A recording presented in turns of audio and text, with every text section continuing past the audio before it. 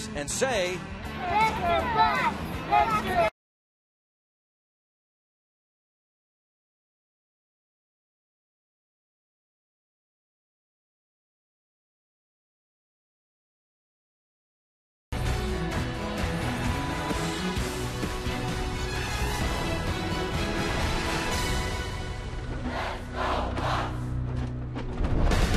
what a day for baseball on the North Shore. The Buccos and the Braves, and a great day to tailgate.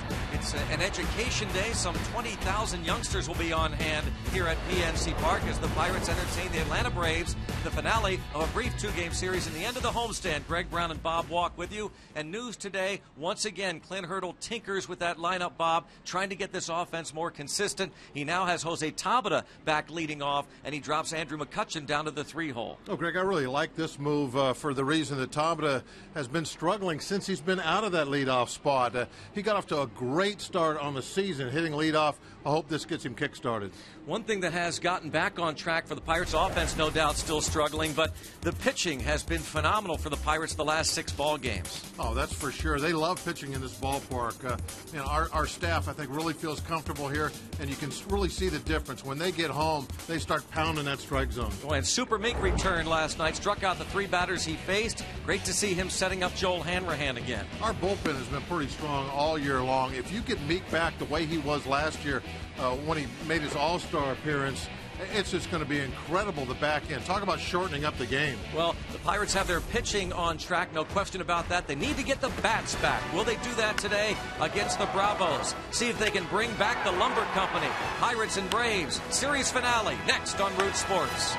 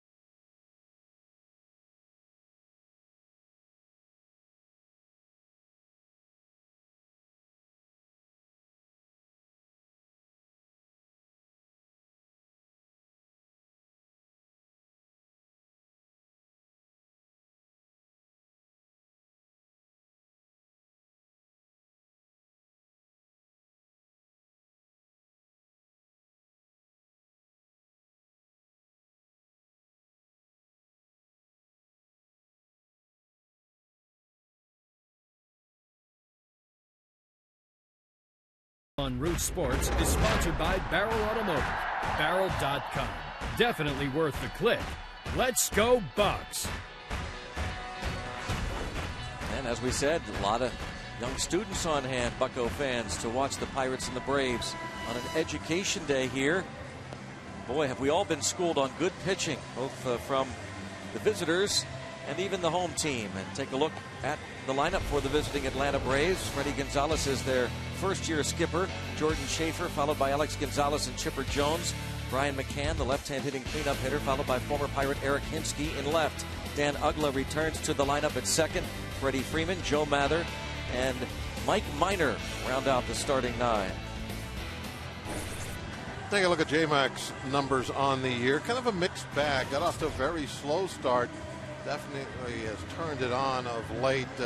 Missed a lot of spring training, and it really showed those first handful of starts back in April. But pitching well now, and that ERA will continue to drop as the season goes along. 3 appearances in his career against the Braves, including 1 start back in 2010. Pitched a really good ball game against Atlanta. Check out the defense behind him. The outfield is Tabata McCutcheon and former Brave Matt Diaz in right. Steve Pierce and Lyle Overbay in the corners. Ronnie Cedeno working on an errorless streak at short with Neil Walker at second, and Ryan Domit catches J-Mac. Ryan Domit back in the lineup. Chris Snyder caught Charlie Morton last night. See how these two perform this afternoon with Jordan Schaefer at the plate, and we're underway, ball 1. Kind of a normal thing that you see a lot when you have the day game, especially an earlier day game like this after a night game. We'll get the other catcher some work. Another reason why Domit gets the nod today.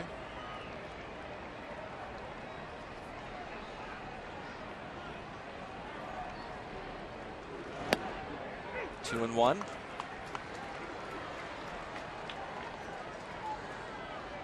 Jordan Schaefer back in the big leagues for the first time since 2009. They couldn't find a helmet to fit him, so they had to bring the minor league helmet up. He brought his helmet with him, didn't he?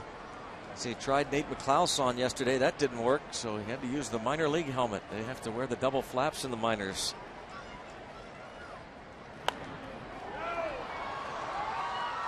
Now to play 3 and 2, and Freddie Freeman was kidding with him after the game last night when Schaefer scored on the Martin Prado double in the third to make it 2-0. Freeman said thankfully that helmet didn't slow him down. He was really motoring. Jordan Schaefer. Kazoo. Yep. Another chance to make it in the big leagues. 3-2 pitch. And toward right center field. Diaz on the move and misplayed it a bit. So Jordan Schaefer will wind up at second base with a double. It looked like Diaz had to make a little course correction right there at the end and couldn't quite get there in time. We'll take a look at the AGH cam on the swing. You can see that he really centered it up nicely, got the barrel right to the ball. But the angle that Diaz takes is kind of straight over toward the Chuck Canner's uniform that hangs on the wall out there. And then right at the end, he had to curl back toward the fence and just couldn't get there in time. Didn't think it was going to carry that far. Leadoff double. Alex Gonzalez now, the veteran shortstop. Shows bunt and takes a strike. And he's going to want to move the runner to third base. Normally a dead pull hitter. In fact, the Pirates used that overshift against the right-hand hitter, moving Neil Walker to the left side of second base last night. Why he's thinking about bunting, because he knows he has a hard time hitting the ball to that side. Swing this time. 1 ball, 1 strike, and Gonzalez 3 hits in last night's game with an asterisk, because that last hit with 2 outs bunt single against the lefty Joe Beimel with the left-hand hitting Freddie Freeman on deck. Sure that wasn't one of the octo things? No, that was. You were listening to John and me, obviously. We'll get to that. The number sign. This ball dribbled foul, just foul. Whoa. Lyle Overbay playing well off the line, would have had no shot, and that would have been a lot of trouble. 1 and 2. Almost dribbled it over the first base bag. This is about as close as you can get and still have it called foul. Wow, that was close. Just hugging the chalk. It would have been just the 4th hit this season by Gonzalez to the right side. A hit away from 50 hits on the season. This veteran 34-year-old native of Venezuela. And a little blooper. Trouble. Great try. Schaefer read it. And all the way almost to the plate as Walker got the ball in quickly. Hey, probably would have been able to score on that, but there's nobody out, so they want to play it a little safe. They do not want to run into an out here early on. It's not like they've been scoring a lot of runs either. So just tried to move the runner over, got lucky, got jammed, and dropped it in. But the last thing the Braves want to do is they got a possible big inning starting to brew. They don't want to run themselves out of it. So with nobody out, be conservative, put up the stop sign. The big helmet at third. Look how thick it is, too. Yeah. You notice that? Oh, yeah. Compare it to the big league helmet. It's got to be 1.5 inches thick. Now trouble for J-Mac and the Pirates as Chipper Jones stands at the plate. They'll concede a run, of course, and it's strike one on Chipper Jones. 1 for 3 with a walk last night. 27 runs batted in on the year. The all-time great switch hitters in baseball history. Winding down what is probably a Hall of Fame career. 18th season. Here's the pitch. And the ball. Yeah, I think that's got to be pretty much for me, it's a no-brainer. Yeah. Got to be. Take a look at that last pitch in the strike zone. Presented by Range Resources. Actually, a little outside the strike zone.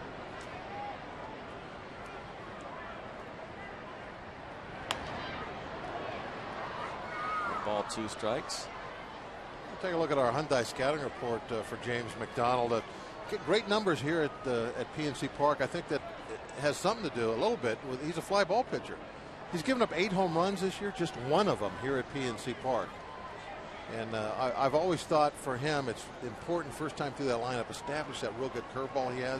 If he can establish he's going to throw that for strikes, makes that good fastball that much better. So that pitch right there, there's the curveball. He misses high with it. If he's not getting it over the plate, they can start just sitting pretty much on the fastball. And that makes it tough for him. Then he has to go to his third pitch, which is the changeup. And basically, it gets him out of what he likes to do. You remember his last start, he got a wake-up call from Jay Bruce on the road in Cincinnati. Bruce hit the home run in the 2nd inning. McDonald turned it up a notch. He and Ryan Domit both admitted it was a wake-up call. Ray Searage, the pitching coach, watches. 3-2 now on Chipper Jones. McDonald went on to pitch 6 2/3 innings against the Reds in that 5-3 victory.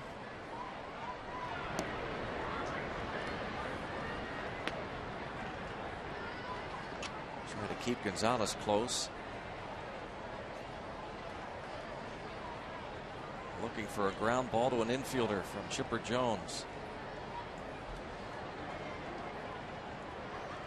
Runner goes, and it's fouled off. 94-mile-per-hour fastball from McDonald.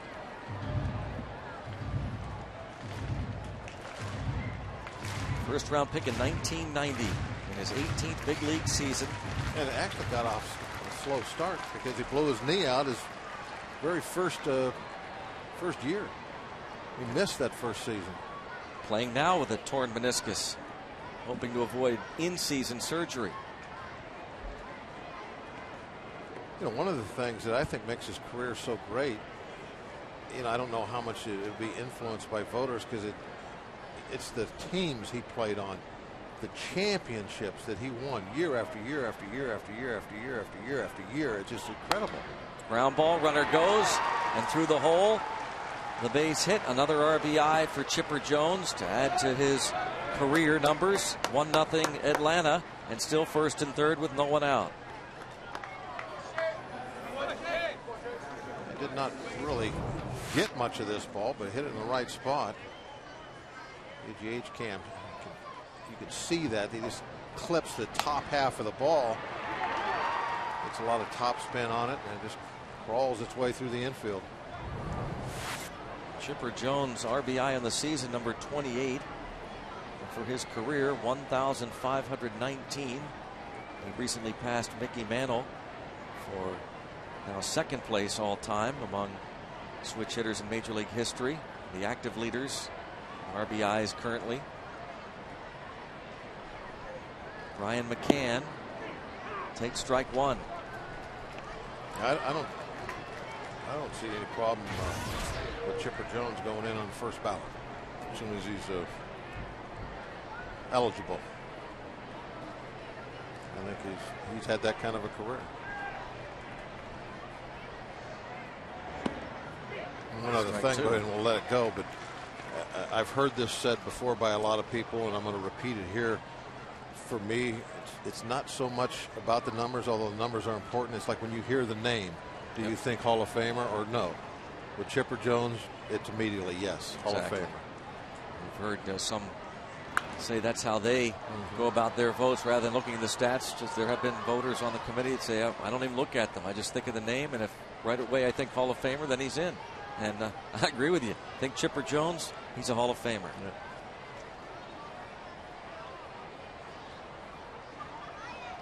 Okay, Chipper, that's enough about you today. Let's hope. Yeah. Double play ball would be nice. I'd give up that run. You get 2 outs and get this first inning over with. 1 ball, 2 strikes as James McDonald labors and certainly hasn't had luck on his side. Schaefer hit the ball that was misjudged by Diaz for a double. Gonzalez hits the blooper just over the head of Walker, and there's a hit and run ground single through the right side by Chipper Jones. Now 2-2 on McCann. You get that double play here, and then you have a couple outs. There's nobody on base. You can maybe get through the inning just with 1 more hitter, and hopefully this offense will get going, and the 2 outs or 2 runs you give up won't be that big of a deal.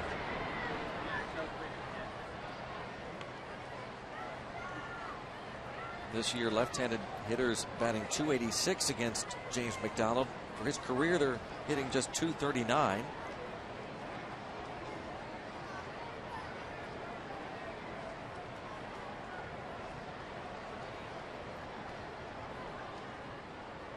Two clubs in the Braves and the Pirates who have been very much impressed by their pitching staffs. This ball popped up. Third base, shortstop. It's Pierce being called off by Cedeno in fair territory. The runners have to hold. First out in the first inning. One big step for James McDonald to limit the damage. Gonzalez still at third. Oh, that could possibly work out even better than getting the double play there. Now if you can roll the ground ball now you're in really good shape. You're out of there with just a 1-run inning, which the way it started out with 1 run in and first and third and nobody out. That's doing some pitching. Henske's hit into 3 double plays. Curveball for a strike. Martin Prado has hit into 10. That's among the league leaders. He's out of the lineup today. And that first curveball for a strike, that's what I'm talking about. He proves to these Atlanta hitters that he's capable of doing that. And that fastball, especially the one that's upstairs a little bit, well, that's tough for them to get up on top of after seeing those hooks for strikes. Acquired from the Dodgers last summer. Pirates sent Octavio Dotel to Los Angeles, and they got James McDonald and Andrew Lambeau, currently playing AAA ball for the Pirates in Indianapolis. Bounce to second, should do it. 4-6-3. Oh, how nice is that? James McDonald didn't get some breaks, then made his own, getting McCann to pop up and Hinske into the inning-ending double play. So the Braves have to settle for 1. And this is 4-6-3. Bucks come to bat in the bottom of the first.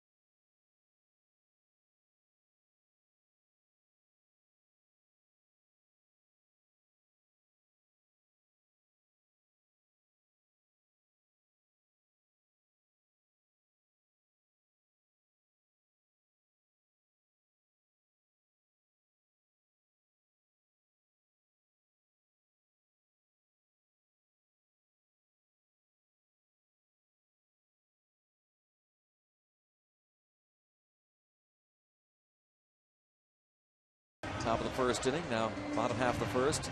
The lineups brought to you by Toyota. Moving forward, Jose Tabata back up to that leadoff spot. Steve Pearce hits second. Andrew McCutchen drops down to the 3-hole. Neil Walker hits cleanup.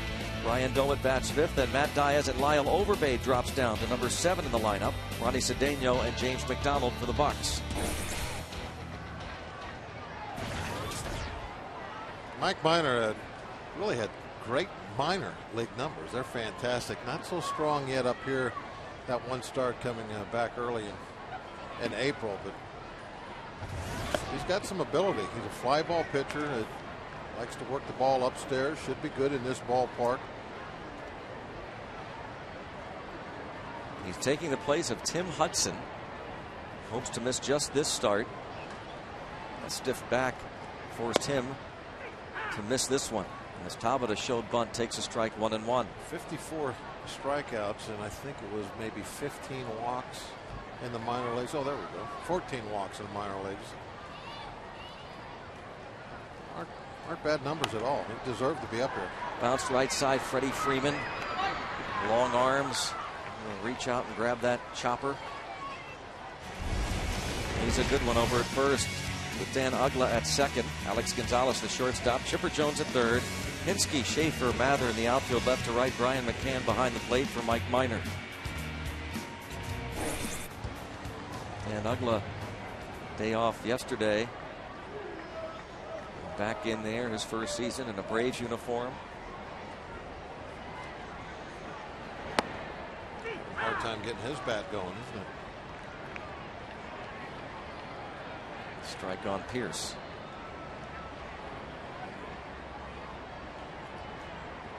Ugly hitting. Still on the interstate. And a shot up the middle, a base hit for Pearce.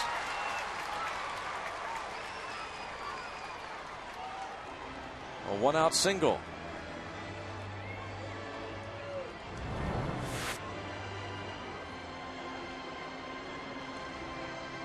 Hit hard right back through the middle.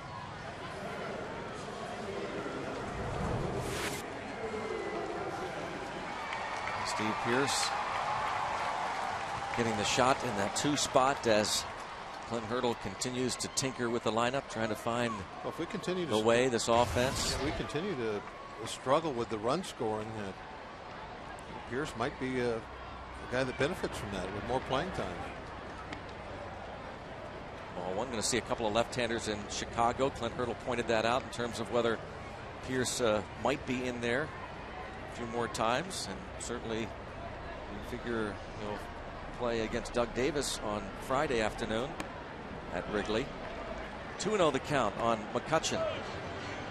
He's hit safely in 6 of his last 9 games. So this is back to the way it was the beginning of the year, with McCutchen hitting third, Tabata leading off. It was in spring training most days down in Bradenton.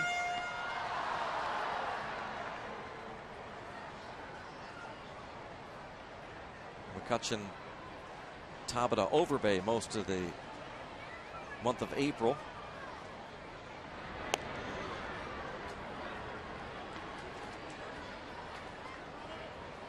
Two 2-1 count on Andrew McCutchen. McCutchen's skill set, I think, definitely looks more like a number 3 hitter than a leadoff hitter. Now, if you had more middle of the lineup type guys in your lineup, period, it would be nice to have his speed at the leadoff spot. But you look at his RBIs and his home runs, well, I'm thinking that his long-term spot is not in the leadoff. 3-1. A foul tip. I think we've been having this discussion since like the first day he ever put on no question a about Pirate that. uniform. That's the truth. We have had this discussion. Where does he fit? Most people figured, he's going to be the best hitter in this lineup, and most times the manager puts the best hitter in that 3-hole, and that's where he was until April the 15th is when Clint Hurdle made the change, moving Walker. And it wasn't because Tabata was off to a great start as a leadoff hitter. I think he was hitting well over 300 as leadoff man.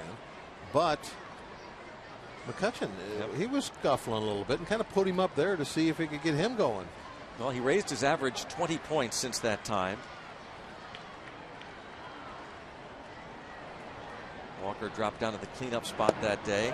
And there's ball 4. It's 2 on. And here comes Neil Walker. Today's AGH Sports Medicine injury update involving the Braves walking wounded. Nate McLeod, Jason Hayward, Brandon Beachy, Tim Hudson. And 3 of them on the DL. Hudson day to day. Injury update brought to you by our friends at Allegheny General Hospital Sports Medicine, official medical provider of the Pittsburgh Pirates.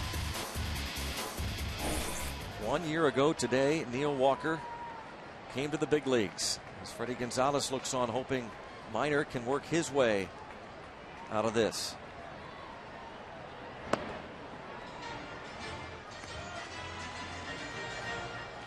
In that time, 1 year, he's driven in 96 runs.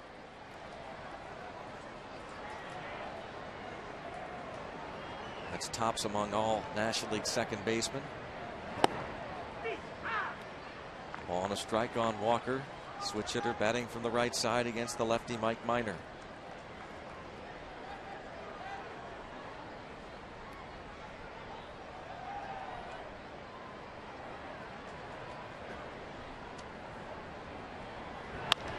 Grounded towards short, deep short.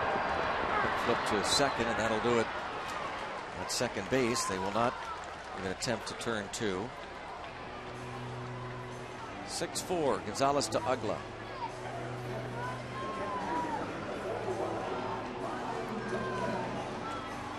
So Walker grounds to the left side. Pierce at third, Walker at first, and Ryan Domit to the plate. This might be Domit's kind of guy right here. Or high fastballs. You have to like what he's done as a right-hand hitter early going. Ryan Domit hitting .333 from this side. Yeah, I like him hitting low fastballs from the other side, high fastballs from this side of the plate. Notice there, I always like him hitting fastballs. Yeah. Not that he can't hit the other stuff too, but I think he is most comfortable where he can just think number 1 and charge at it like that.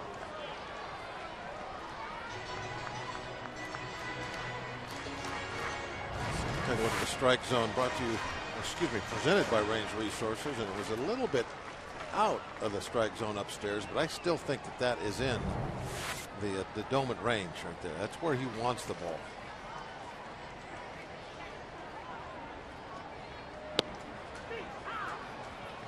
He would like to have that one back. I think he might have got caught guessing a little bit there, unless he thought that ball might be inside. But I think after missing that fastball, he thought he was going to try and trick him or something. 1-2 pitch. And hit the other way, dropping and foul. Well, the angle we have looking down on it from up here, it fooled me. That ball looked fair for sure. From this angle. You see, from that angle, you could tell I had a chance to go fair. I mean, excuse me, foul. Where we're sitting up here, I thought, oh, fair ball, that's a double. I thought it was going to be 20 feet fair. Now McCann out to talk with Mike Minor, former first-round pick out of Vanderbilt. He was the 7th choice overall 2 years ago out of Vandy. Pedro Alvarez, of course, selected by the Pirates the following year in the first round. He was drafted in 2006, but decided not to sign. Go on to college. Many players like Pedro Alvarez decide not to sign initially, and a strike 3 called on Domit. 2 men left on. Through 1. Braves 1. Pirates nothing.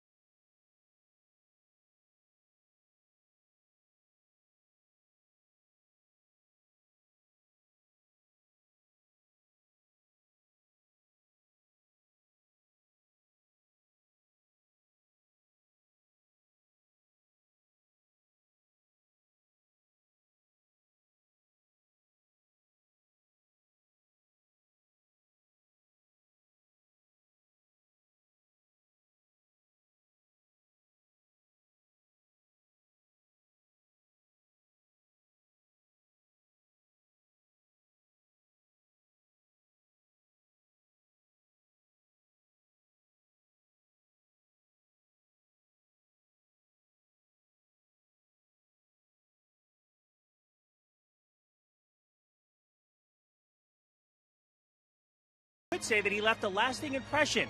Matt explains.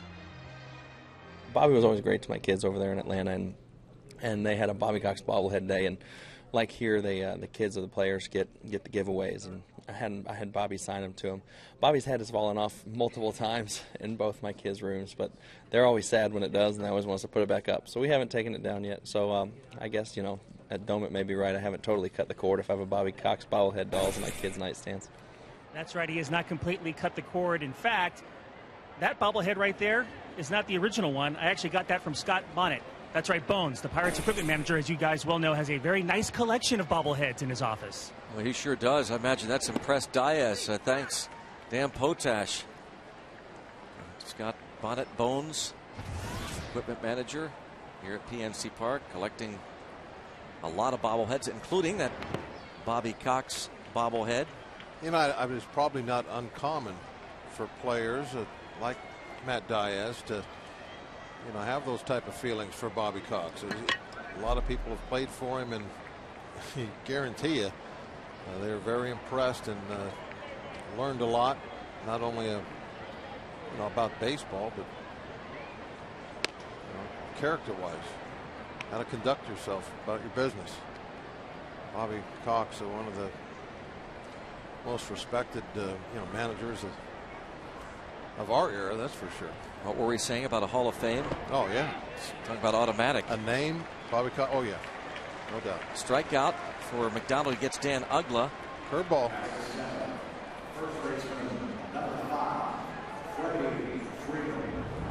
Let's take a look at the strike zone presented by Range Resources. There's that hook, and Ugla just started to go out after it. Tried to hold up, couldn't. See that? Yeah, the bat really didn't go all that far. Sometimes they'll give that to a hitter. Freeman comes up empty on the fastball. Freddie Freeman 1 for 4 last night. 21-year-old rookie.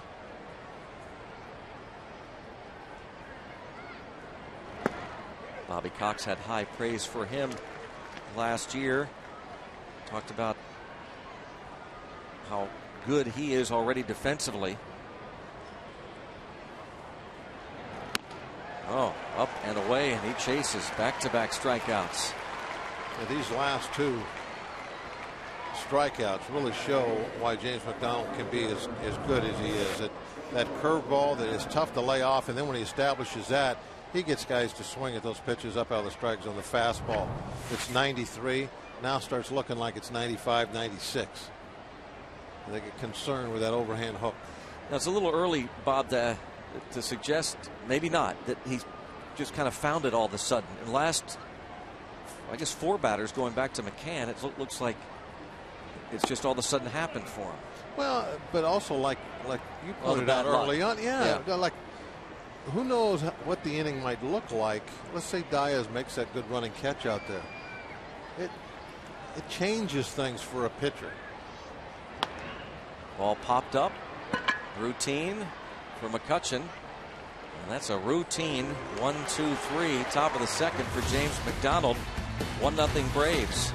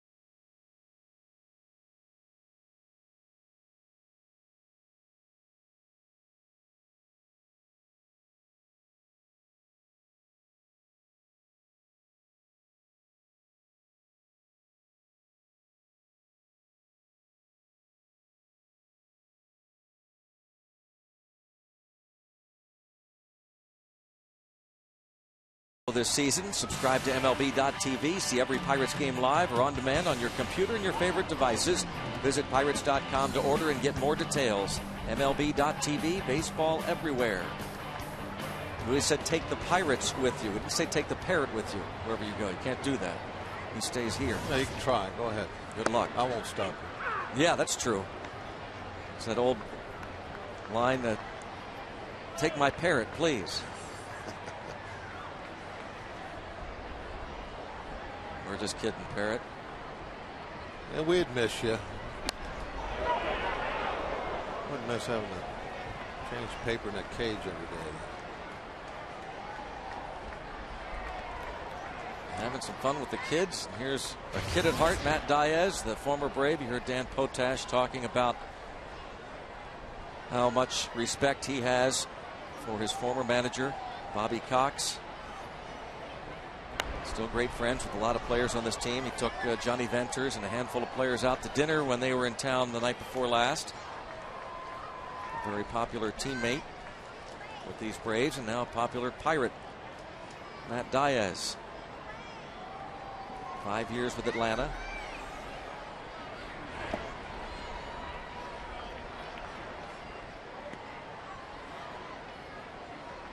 One ball, 2 strikes. He played just 84 games last year. Had to have surgery on his right thumb. It became infected.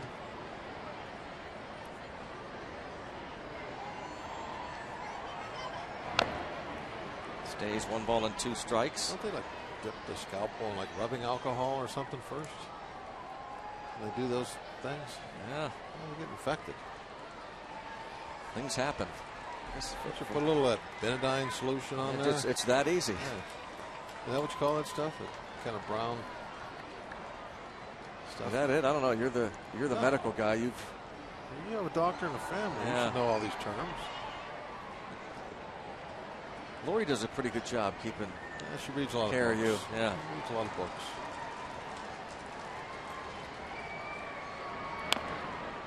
Still 1 and 2 on Diaz. Wish you could come up something. Get rid of this cough, though. Not as bad as it was the other day. You've improved. It is getting better, that's for sure.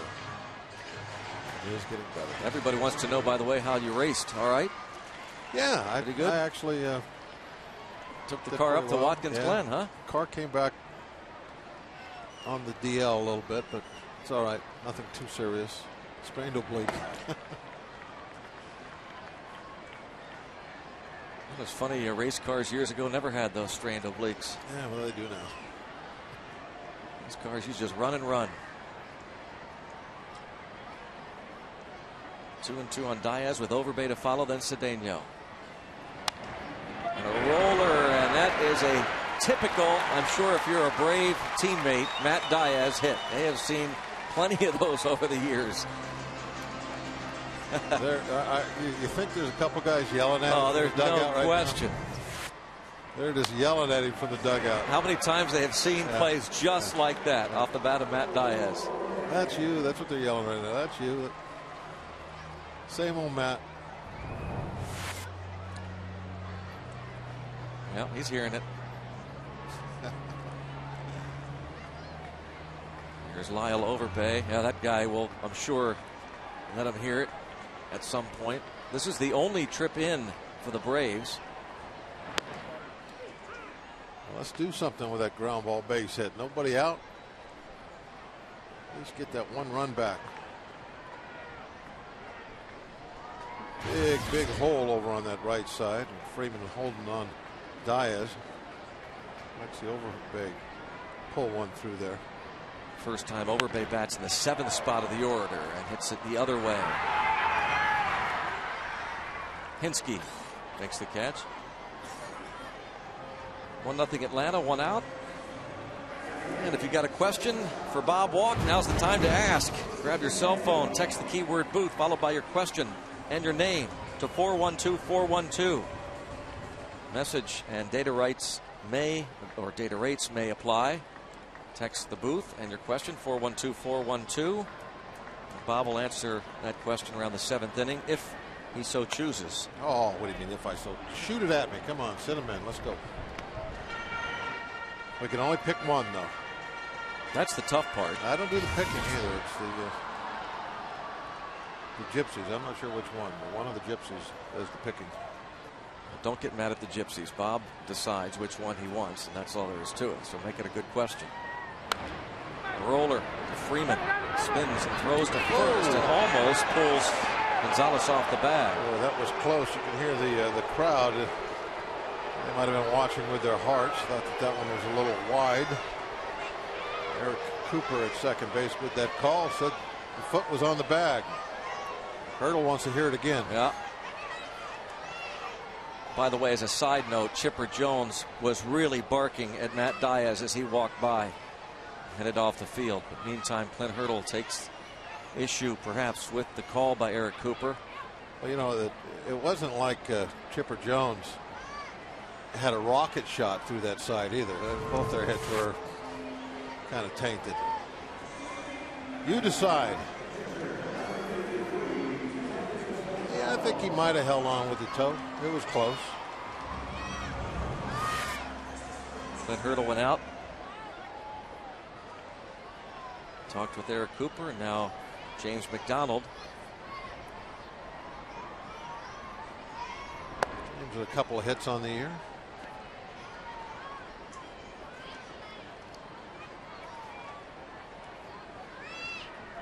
I don't know how he'll do against the lefty, but against the righties, I can see a little bit of that regular player swing. Very low minor leagues for about a season and a half. He was an outfielder, and I can still see that a little bit in him, where at one time tried to hit for a living. Didn't work out, and the pitching has.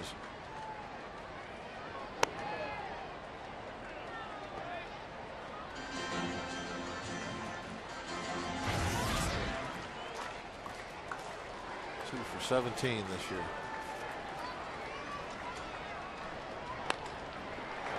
Rolled to the shortstop. He'll throw to first for the final out.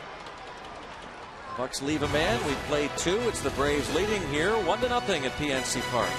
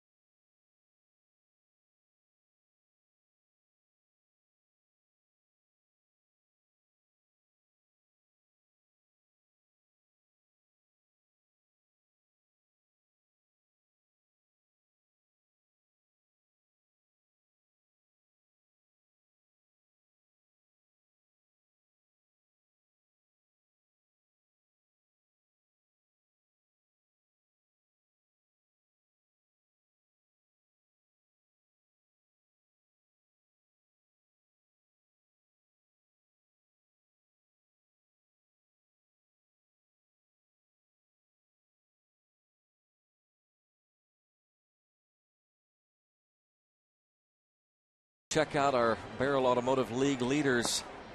Lowest earned run average in home games in Major League Baseball since April the 25th.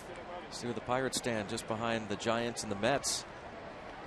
Doing certainly great work here at PNC Park, and good work overall, and that man gets a lot of credit. Pitching coach Ray Searage.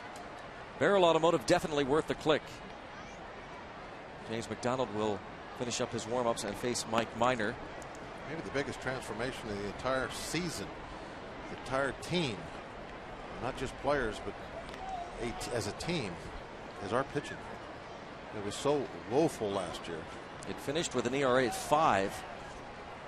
And now, worst in the league. It's 3.60 now collectively. Now it's the strength of the club. It's 7th lowest in the league, and it's one of the reasons why the Pirates, despite an offense that has really struggled, Pirates are just 3 under 500. Strike one on the pitcher, Mike Minor. I'm sure everybody agrees that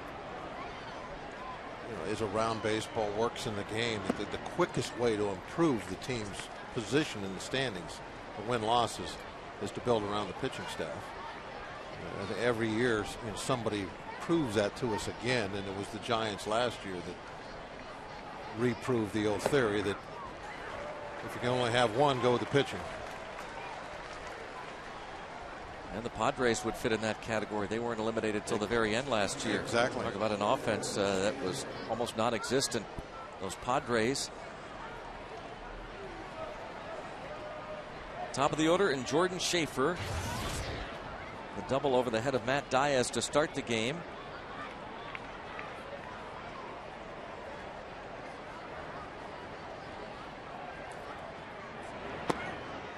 Jordan Schaefer, I mean, you think about it, had it not been for this man at the plate, the Pirates would not have Charlie Morton.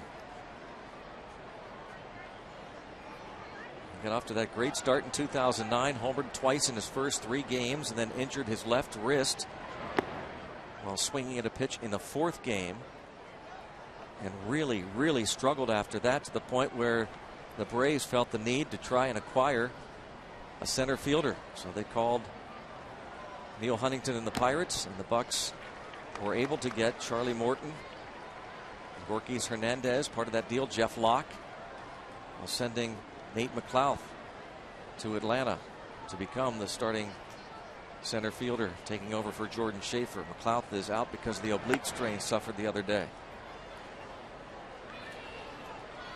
2-2. So Schaefer, an opportunity again.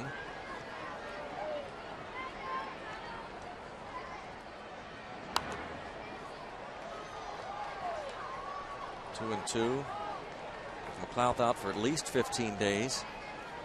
Schaefer, a 3rd-round pick 6 years ago, 24 years old. Trying to impress Freddie Gonzalez and the Braves. McLouth was hitting just .238 with 3 homers and 11 RBIs. Diaz again, this time easier. A strikeout and a flyout. Iron City Music presents Sky Blast, featuring Huey Lewis and the News live in concert Saturday, June 11th, after the Pirates-Mets game. Don't miss these American pop icons perform all their great hits, including Hip to Be Square, Power of Love, and more. Zambelli fireworks will light up the sky. Tickets going fast. Get yours on Pirates.com. June 11th.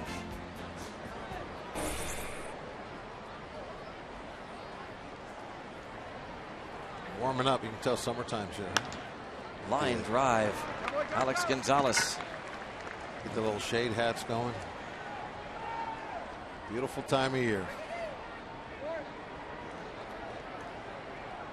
I really like these education days. You get all the kids here and all the bright colors in the stands.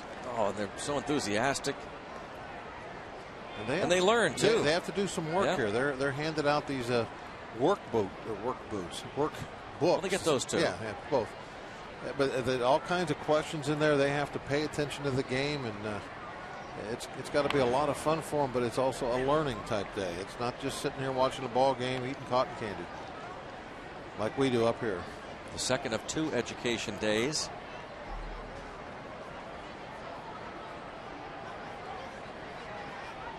I tried to do one of those workbooks. I only got about halfway through. That's further along than I got. There were some questions in there. I was going to have to go to Rock for it. Page 1, I bagged it. The mathematician. Yeah. 0-2 on Chipper Jones. Looks down at the third base coach, Brian Snitker. One of those workbooks.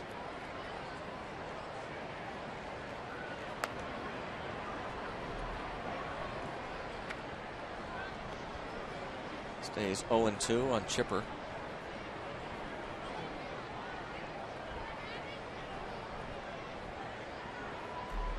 Question as to whether he was going to come back this year after the injury slowed him down considerably last season. Runner goes from first, taken for strike 3. 4 Ks last 2 innings for James McDonald as he strikes out Chipper Jones looking. 1-0 Braves.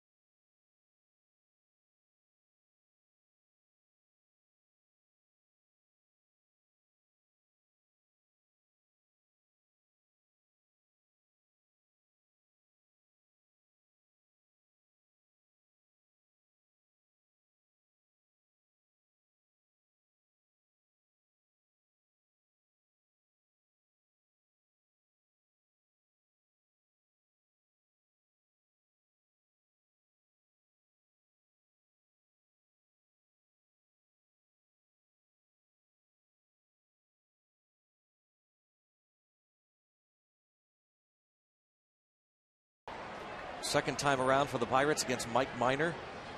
Getting the start for Tim Hudson. Tabata, who grounded to Freddie Freeman in the first, leads off his third.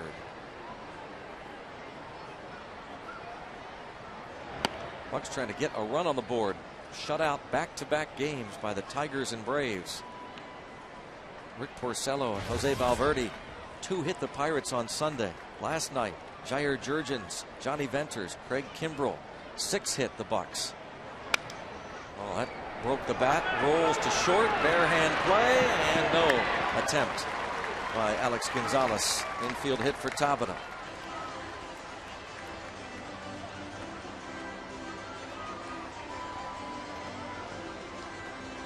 Brings up Steve Pearce.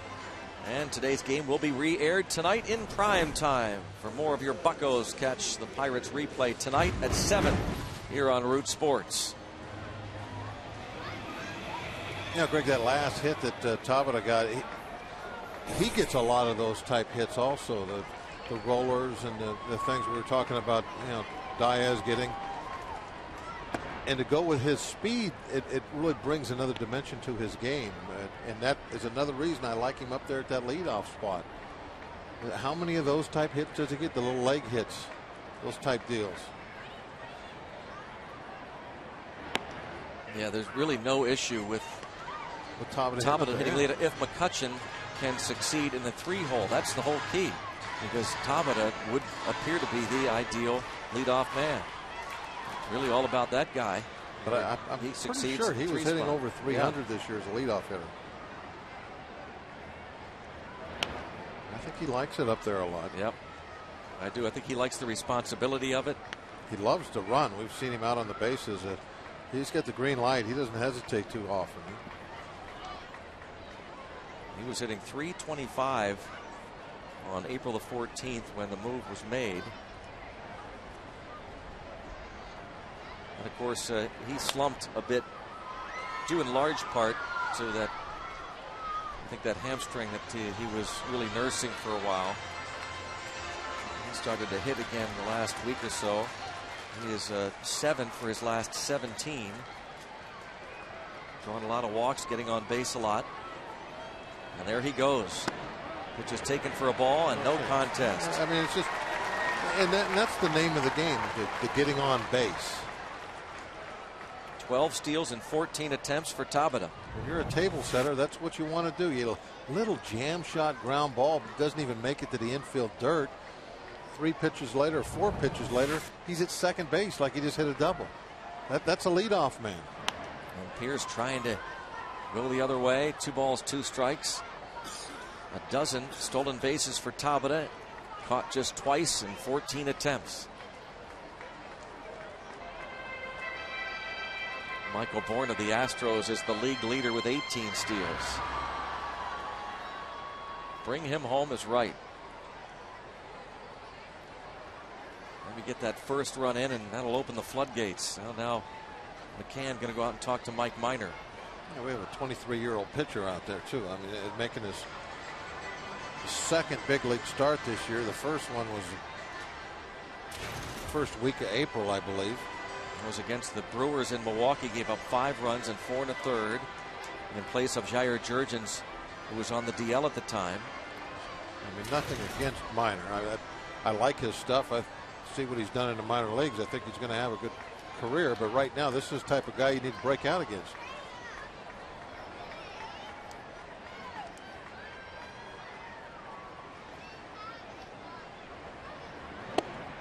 Three and 2 on Steve Pierce. Single to center field his first time up. Yeah, he hit it hard. Lined it right over the top of the rubber.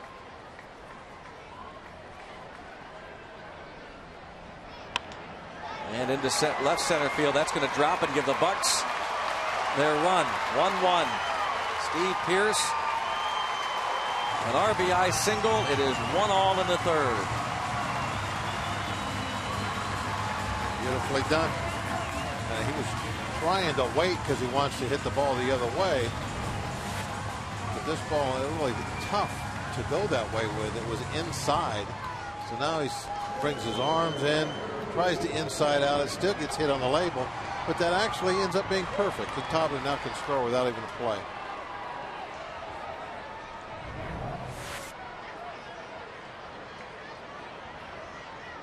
Now McCutcheon.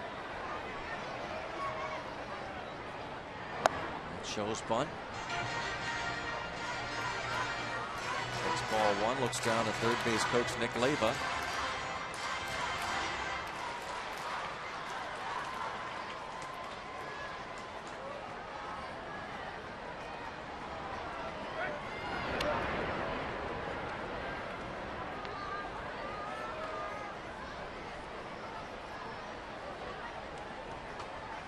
Pierce not a base stealer, but he's not slow-footed either.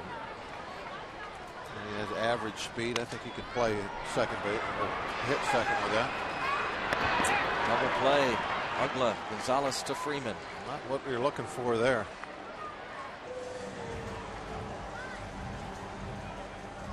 Two down. But talking again about that lineup and Pierce being in the number 2 spot is probably the most unusual thing about our lineup today. I mean, the Tabata leading off again kind of jumped out at you, but Pierce hitting second. That's I'm sure a weird feeling for him. He's always been a middle of the lineup type hitter coming up through the minor leagues. As good at numbers as anybody on the team. As far as he can match up minor league numbers pretty good. When guys start talking about pull the yearbooks out, as Rock likes to say. So, but I think he runs well enough to be at the top of the order. Not a speedster, but get the job done. As Clint Hurdle said, he's able to move runners if necessary. Steve Pierce handles the bat well. And as also the Pirates manager said, you look at this current Pirates lineup, they really don't have your typical 1 through 8 guy. Here's Neil Walker, the cleanup hitter. Not your prototypical cleanup man. A lot of power, but certainly an RBI guy.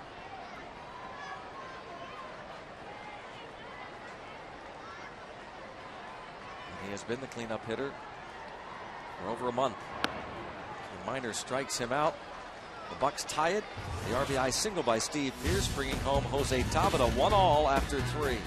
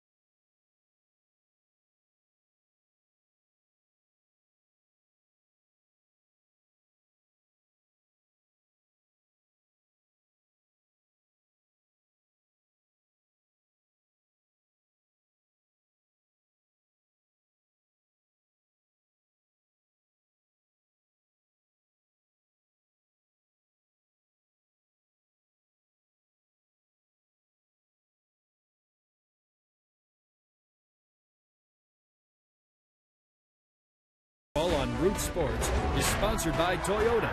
Buy right the first time and save more. Visit your local Toyota dealer for details. And by AT&T. Let's go Bucks! And time for the trivia question brought to you by AT&T Mobility. Joel Hanrahan has 13 saves in 13 chances. Who holds the Pirates' record for most consecutive saves? Think about it. As J-Mac delivers ball 1 to Brian McCann. McCann popped to short in the first inning. I don't know why, Greg, but for some reason, it's picked up by Walker. Easy first out for J-Mac. I want to say Joe Table. Jose Mesa. I don't know why I want to say that. It's my first thought. I'm going to stay with it. All right. Why in the world? But I want to say Mesa. Jose Mesa. It's probably, it couldn't be wrong. I mean, couldn't be. No, it could be a worse guess. Couldn't be a worse guess. Selling yourself short. Once try. Roll foul. Now get it. Now get it. Yeah. As Eric Hinsky tried to bunt his way on. Nice decision by McDonald. He started to pick it up. No, wait till it gets in the chalk. Now touch it. And you want to touch it once it gets into foul territory because it could always hit a little bump or something and roll back. Wait. Now, get after it.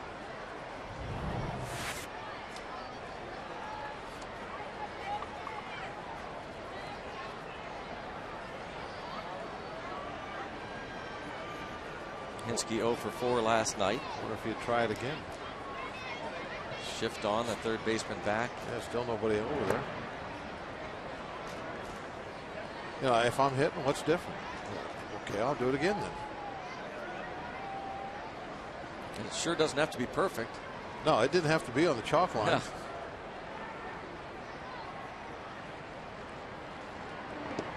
Yeah, he got it. He did not hold his bat on that swing.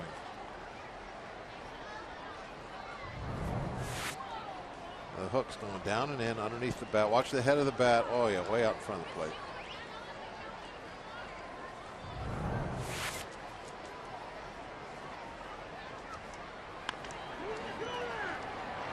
First baseman Overbay handles that one routinely. A couple of ground ball outs to start the fourth for James McDonald. Now in a tie game. 1-all. Sunny, warm afternoon in the Berg. Good crowd on hand to see James McDonald looking for his 4th win and try and end this 5-game homestand on a winning note. Pirates took 2 of 3 from the Tigers over the weekend, but fell to these Bravos 2-0 last night. Important game for the Bucks this afternoon. Making a winning homestand.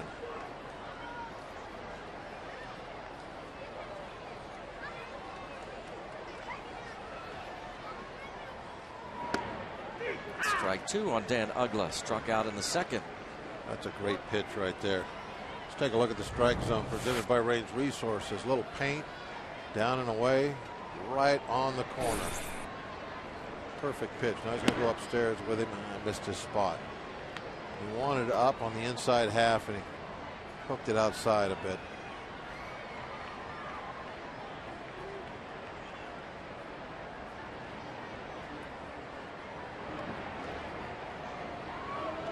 I had somebody asking me yesterday about the names. Do the guys have them? Do the factories put their names on their gear, their shoes, mitts, things like that? And you could see on McDonald's glove it says J-Mac. It's embroidered right into the side of that glove of his. Maybe later on during the game we'll get a shot of that. Strikeout there for J-Mac. 1, 2, 3 go the Braves. Pirates and Bravos tied at 1.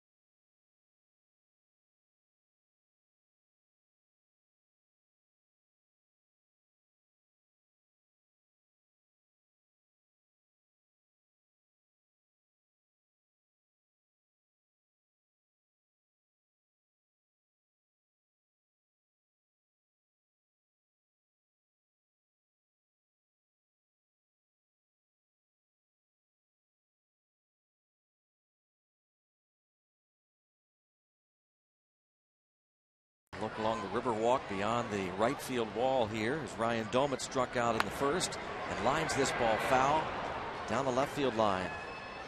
Past third base umpire Mark Carlson. Sharply hit by Domit. Off speed pitch, got out in front just a little too much. Bob walk. No, Muniz. that would be Ralph Garb. Muniz. Didn't you wear a uni like that? No, not like that one. Lined to third. Speaking of the good old days, trivia question brought to you by AT Mobility. And this involves the Pirates closer Joel Hanrahan. 13 saves and 13 chances. Who holds the Pirates record for most consecutive saves? Bob says Jose Mesa. And Greg didn't take a guess. Oh, I was going to say Mike Williams, but it was Gonzo, Mike Gonzalez. 24 straight saves, 2006.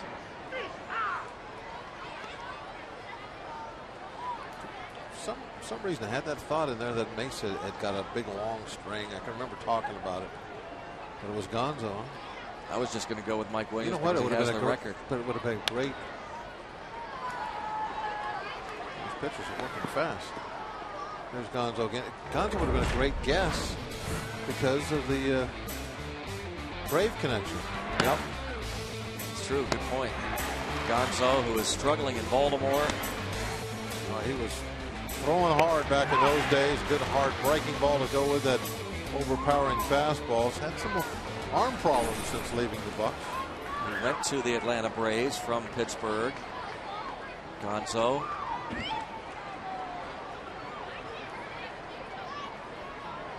Always forget to consider on the trivia questions who we're playing. Yeah. A lot of times they go with a tie-in. Overbay will drop this one into right field. Got to get the second. Got to get there. 2 outs. Easily into second base. A stand-up double for Lyle Overbay. Thought for a slight moment there that Mather was going to cut that ball off. AGH cam shows you the Lyle Overbay swing. A double off the left-hander Mike Minor. That's nice. He got out in front of it. Jumped on it to the pole side. Because when there's 2 outs, nobody on, you need to do that. You got to drive a ball and get yourself into immediate scoring position. They'll intentionally walk Cedeno with 2 outs to get to James McDonald. This will show you how these 2 pitchers are pitching this afternoon and how the clubs have been playing. They haven't been scoring a lot of runs, so when you intentionally walk the number 8 hitter in the 4th inning, you're thinking low scoring game. And we don't want to give up any more runs. We don't want to take a chance. Cedeno had the extra base hit, a double on Sunday afternoon. Garrett Jones had a double on Saturday, and now Overbay doubles here today. Just the 3rd extra base hit in 4 games for the Pirates. The reason you would at least think about pitching to the number 8 guy early in a ball game like this normally is that you want that pitcher leading off next inning. J-Mac caught me by surprise there with the bunt. Yeah. It's hard to get Overbay home with a bunt, but he was going to take a shot at it.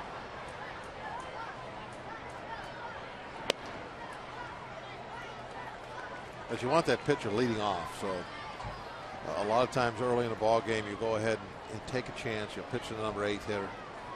See if you can get him out in the inning and then have the pitcher as the number 1 guy.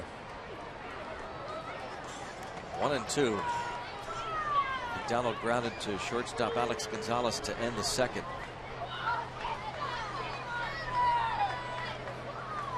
There's roller foul. Carlos Tosca looking on that runway. Bench coach for Freddie Gonzalez. Really a seamless transition from Bobby Cox to Freddie Gonzalez. And J-Mac goes down on strikes. 2 men left on base. Through 4 innings, it remains a 1-1 affair here on Root Sports.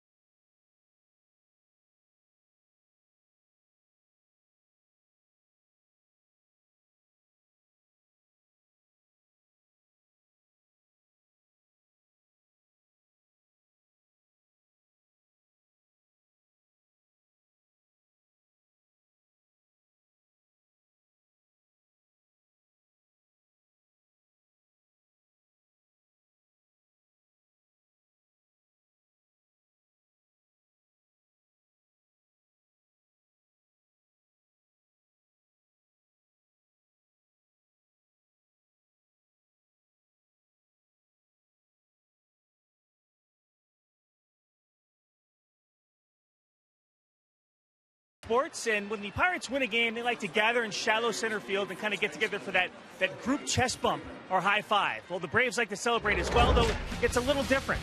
Actually, it's a lot different. Watch Martin Prado. He likes to pick up dirt, go around and find the guy who knocked in the game-winning run, and just rub it in his head.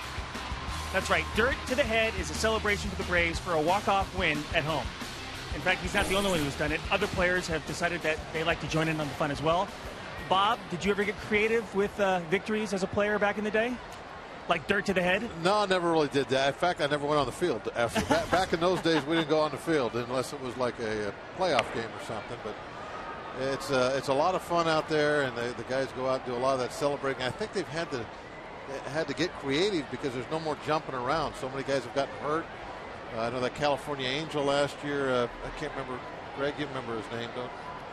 Maybe Kendry Morales. Yes, broke his leg at home plate in one of those melees after a big win. So I think they're trying to figure out some way to do something, have fun, but keep everybody healthy. And maybe it's the dirt. 2-1 on Freddie Freeman.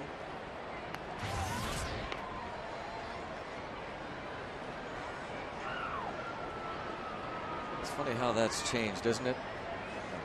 Players, even walk-off, so-called walk-off wins. They didn't call it that back then. Yeah, it was like game-winning game. Yeah.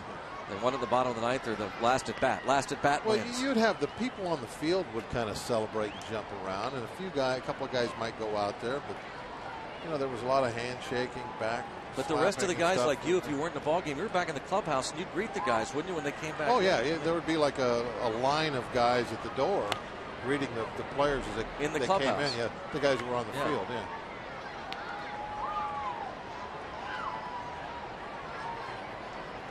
Two and two the count. Now on Freddie Freeman, bottom of the batting order. McDonald has struck out 5.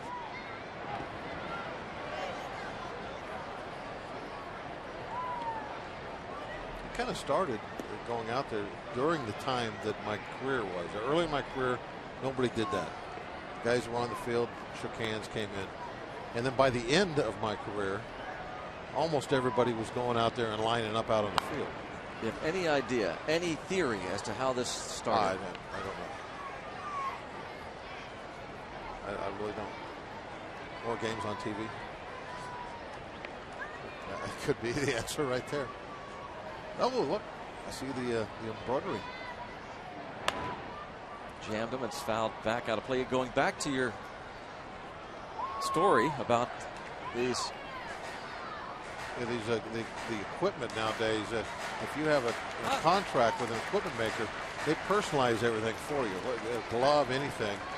And you can see right there on the Mizuno glove, it's embroidered right there, his nickname, J-Mac. And boy, this ball really carries over the head of Jose Tabata. That really took off Freddie Freeman into second base with a double. It shows the kind of power and potential that Freeman has. And he flicked that ball easily out there. If we were playing in Great American Ballpark, that would have been 6 rows deep. Been way out there.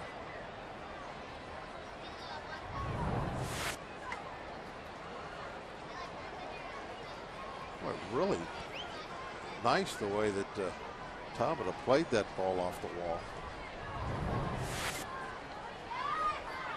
He is such an asset to have as our left fielder here in the home ballpark.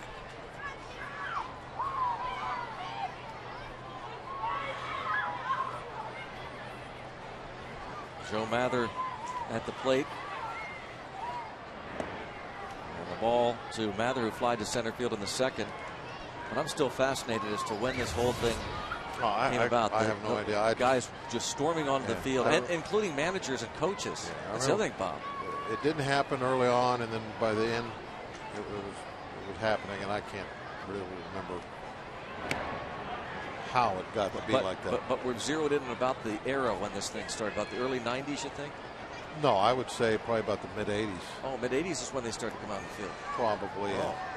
You've still had quite a few years left in your career at that point. Yeah, but I never did that. I always said, hey, the day we clinch, I'll run on the field. And of course, always the rebel. I would go back and wait at the door at the clubhouse. Fly ball to center field. Runner at second. Freeman tagging. He's going to get a throw, but he's not going to move up. How did Bob Walk celebrate back in the day? Not again. No, this is a different one. This is that October 11th, 1992 complete game win in the National League Championship Series at Three Rivers, Game 5. This is how he did it. He just kind of walked off. Yeah. Shake hands. That's my catcher. Good job. There's no.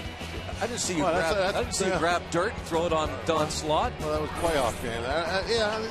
It's different now. I mean, I'm old. That's the way it kind of was.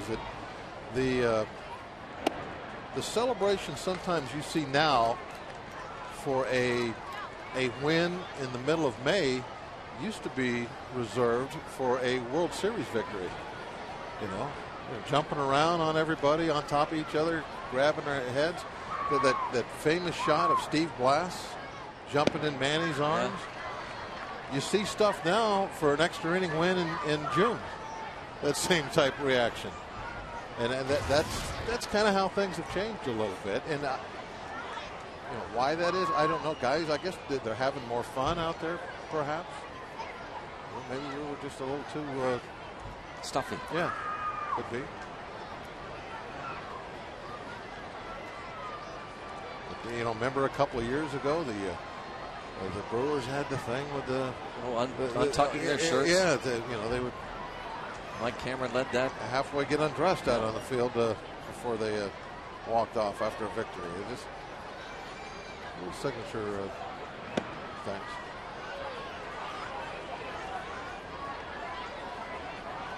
But it's okay. The game has changed, and that's the way it is. It's not going to go back. We're not going to get rid of the DH. We're not going to stop having interleague play. We're going to move forward. Facing his mound opponent, Mike Minor. McDonald walks him. Or does he? It's not ball 4. Huh? That's 3-1. Yes, it is ball 4. Be careful, Minor. They'll start calling you Whirlybird. You continue to do that. Bob's nickname. Oh, the count. Look at that helmet, Greg.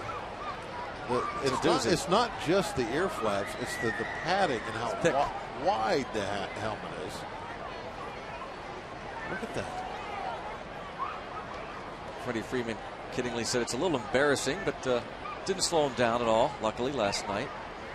Well, it's good for the celebration after the game. He's safe. Protects your head. One guy is safe, Jordan Schaefer.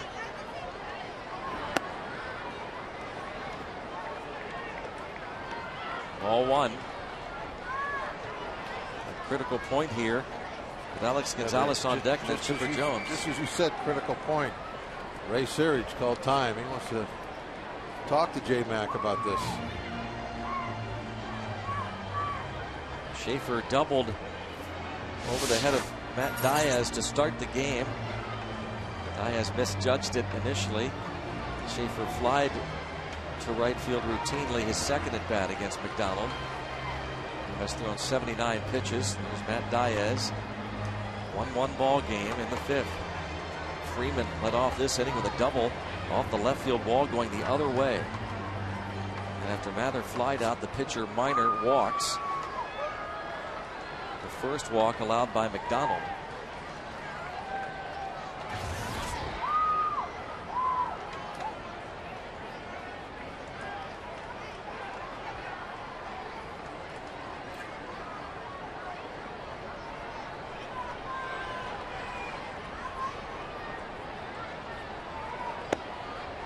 Falls behind 2-0.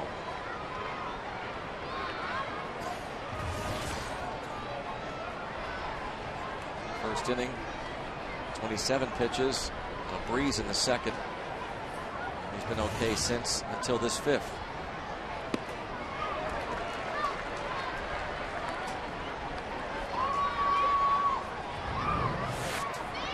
Watch the strike zone presented by Range Resources. You see that was a fastball up and in. That's where you want to throw that ball after you've established that curveball we were talking about in the first inning.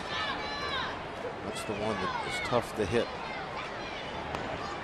Schaefer wants it foul.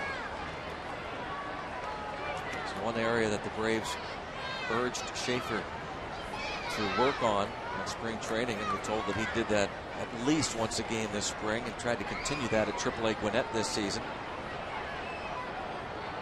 Use that speed, much like the Pirates have instructed Alex Presley to do at AAA Indianapolis. Become a threat on the bases, become a base stealer.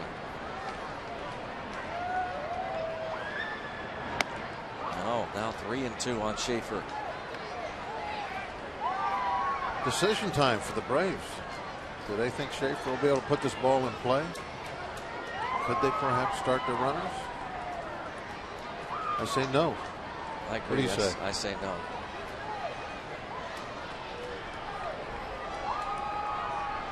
We are wrong.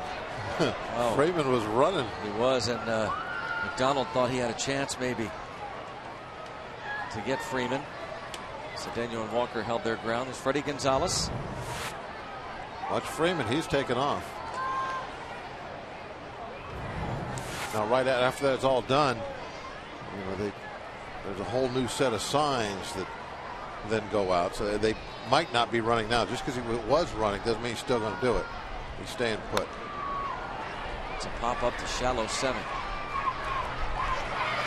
The second out. Too bad he wasn't running. If he'd have got a good jump, might not have been able to get back on that shallow fly ball. McDonald gets Schaefer. Now he goes after Alex Gonzalez, who had a 3-hit night last night, and he's 2 for 2 in this one, with Freeman at second and Minor, the pitcher, at first. That just means he's due to make an out. The Braves traded for this veteran last summer. Agon.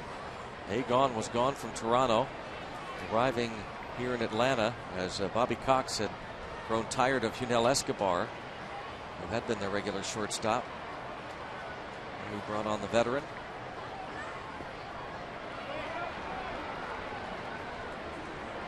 Ball one. No matter how hot Gonzalez is, McDonald would rather face him than Chipper Jones.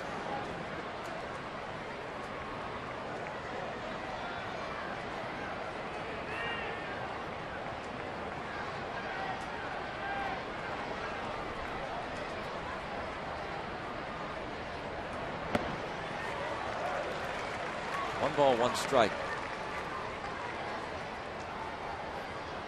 Gonzalez and Luis Castillo form quite a double play combination with the Florida Marlins for a handful of years. Well, there's been some talent go through the Marlins organization over the last 15, 20 years since they've been in existence. Gonzalez can't hold up. 1-2.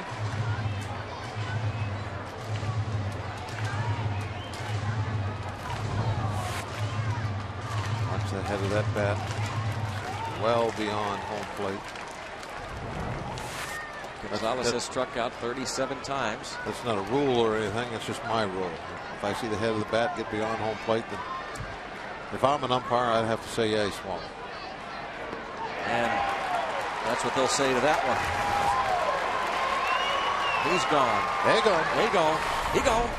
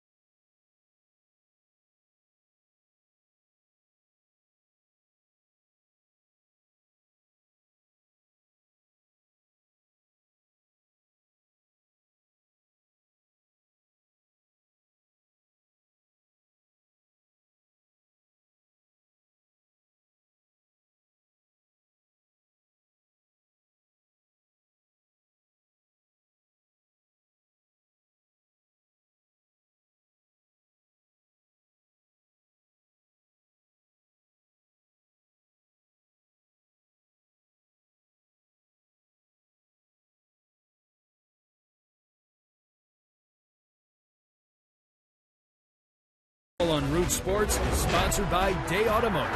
We're going to make your day. Let's go Bucks.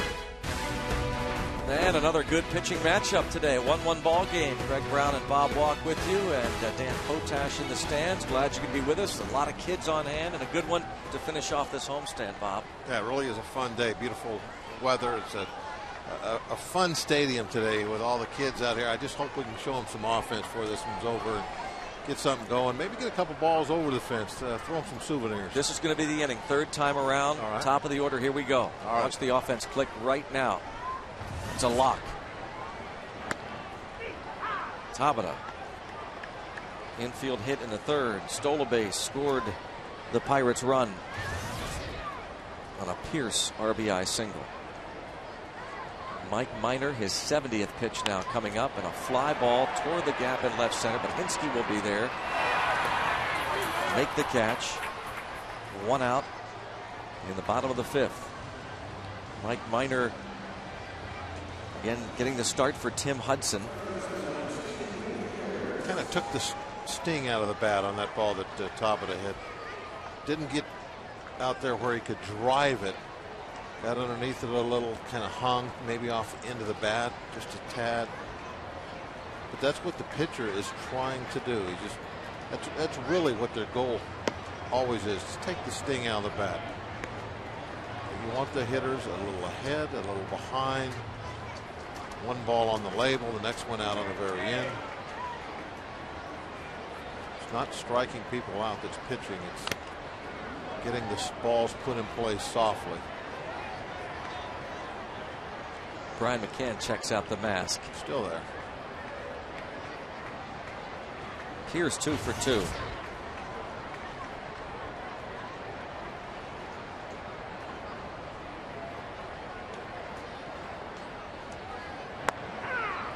Now Minor strikes out Pierce, looking. 4 Ks for Minor. Join the Pirates Sunday, June 5th. Pitch for Hope Women's Baseball Clinic, instructing women on the proper fundamentals of baseball, including hitting, fielding, and base running. And after that clinic, all guests will be treated to a private brunch. A portion of the proceeds will benefit Glimmer of Hope. For tickets or for more info, call 1-800-BUY-BUCKS. It's the Women's Baseball Clinic on Sunday, June 5th, right here at PNC Park. McCutcheon taps it foul, 0-1. McCutcheon has walked and bounced into a double play. A much better start for Mike Minor. April the 6th in Milwaukee, giving up 5 runs and 4 1/3.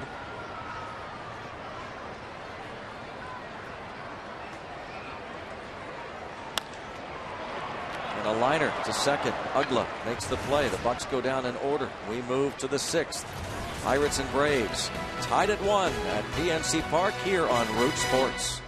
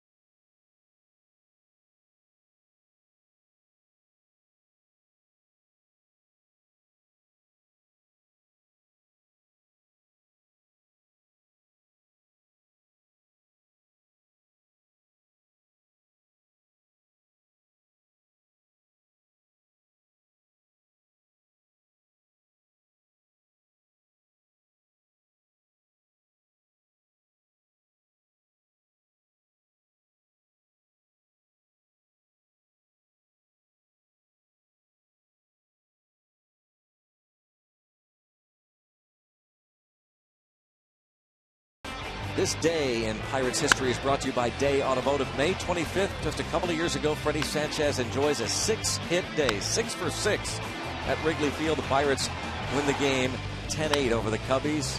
Freddie Sanchez drives in 3, scores 4 in that victory on this very day, May 25th, 2009. Thank you, Day Automotive. And as a bonus, I always like to point out this day in 1997, Bob and I were in the television booth at Olympic Stadium in Montreal when Lee Smith came out to face Kevin Young with the bases loaded in a tie game, and Young hit that grand slam, and the Freak Show was born. And the Pirates went on to flirt with the division title. They weren't eliminated until the very end back in 1997. Chipper Jones has singled in a run and struck out, and he pops this one up. Cedeno. J-Mac seems to be back in control here. Takes on Brian McCann. People have asked me, Bob, about that Freak Show thing and why it was freaky. Well, because I probably shouldn't speak for you, didn't believe, even though they had some good players on that team, that was sustainable. That those players were probably not going to be part of a long-term solution for the Pirates. They just all of a sudden had phenomenal years. They all kind of came together. Whereas this team, look at the pieces that are in place. The pitching staff, we talked about how improved it is, and maybe pitching coming up through the system still to come. This could make this team competitive for a long, long time. Ball popped to right. Diaz. I agree with you 80%. I think that there was a core. There was no depth there. There was nothing coming from behind. I think that maybe ended up being the ultimate problem. But I think that there was a young core of starting rotation guys that perhaps could have been built around.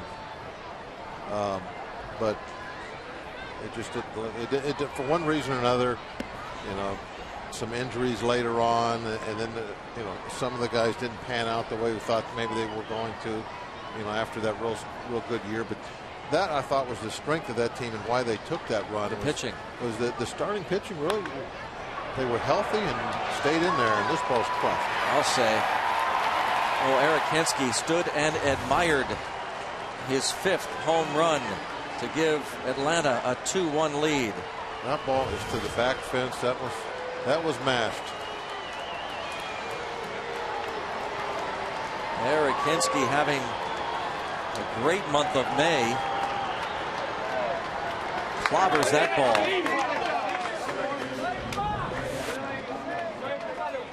AGH cam shows the home run swing right on the screws. Perfectly placed head of the bat on the back fence. That ball hit right at the very top of the right field bleachers. Hensky stood and really enjoyed watching that one. Dan Ugla takes a strike. Hensky came into this ball game batting .370 in the month of May, and after bouncing into a double play in the first inning and grounding out his second time up, hits the home run off James McDonald to give the Braves back the lead 2-1. Now this is where James needs his, can't do anything about that now. It's just one run. Get back to business. To right field. And he gets Ugla to fly out. Eric Hensky gives the Braves the lead going to the bottom of the 6th.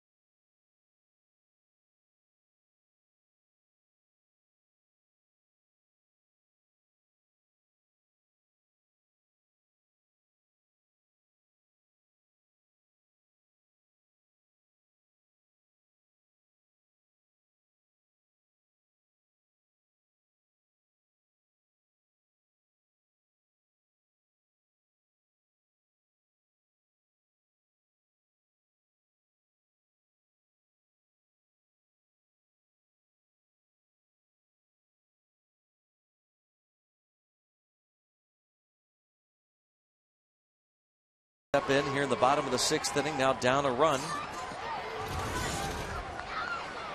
Walker, Domit, Diaz against Mike Minor. James McDonald gives up the home run.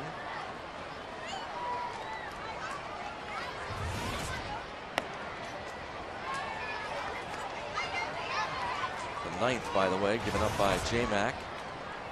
Ball 1 on Walker. Just the second one here at PNC Park. But if you're going to give them up, go ahead and make them long ones. That's the 100 pitch thrown by Minor. Eric Hinsky playing left field today, hitting that home run off McDonald. Bullpen will start to crank it up for the Braves and the Pirates.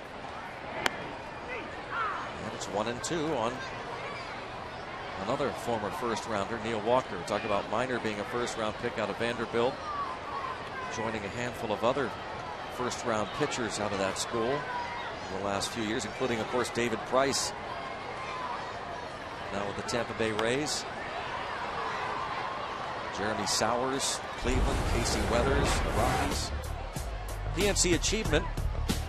Look at Neil Walker's RBI production this season, where it ranks in Bucco history through the first 47 games. Look at that. Johnny Ray in 1986 drove in 32. Walker this year with 30. Bill Mazeroski, 29 in 1960. 28 and 62. Johnny Ray in 1987 drove in 28. That's our PNC achievement, brought to you by PNC with the achiever in use. Neil Walker goes down on strikes. See where that pitch is in our strike zone. Got him upstairs. That's, again, where Minor likes to pitch. Looking at his limited numbers in the big leagues, you look at his fly ball outs compared to his ground ball outs. The vast majority coming through the air.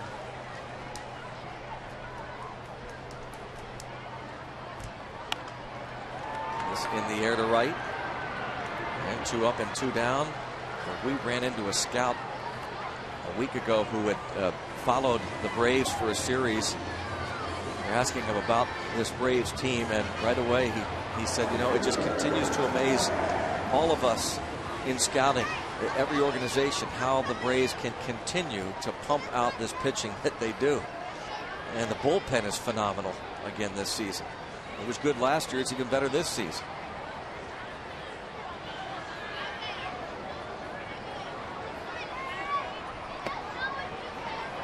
Diaz 1 for 2. When everybody's healthy, they have an extremely strong rotation. With the Phillies rotation gets a lot of the ink, but the Braves rotation, all their guys are there pitching. They can go right with them. And then you throw in the Marlins starting rotation. That division has some good starting pitchers. That's just what you're going to have to do this year to win over there. You're going to have to outpitch the opposition. 0-2 the count. It's like the pendulum has swung back now, right? Hitting, and now the pitchers are making a comeback. 1-2. You saw a shot of Roger McDowell, the pitching coach there, who's enjoying watching Mike Minor's return to the big leagues. And McDowell returns after a 2-week suspension handed down by Major League Baseball at the beginning of this month for inappropriate comments and gestures he made. Some fans at AT&T Park in San Francisco, and there's a roller to right field, a 2-out single for Diaz. He is 2 for 3. 6 hits for the Pirates.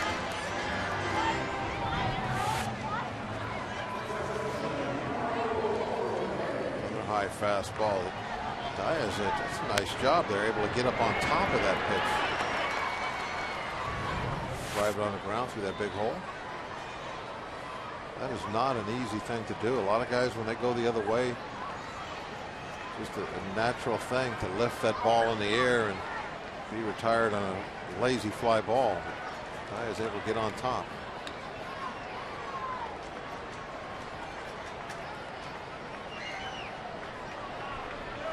Overbay doubled to right field in the 4th, hit a ball the other way in the 2nd.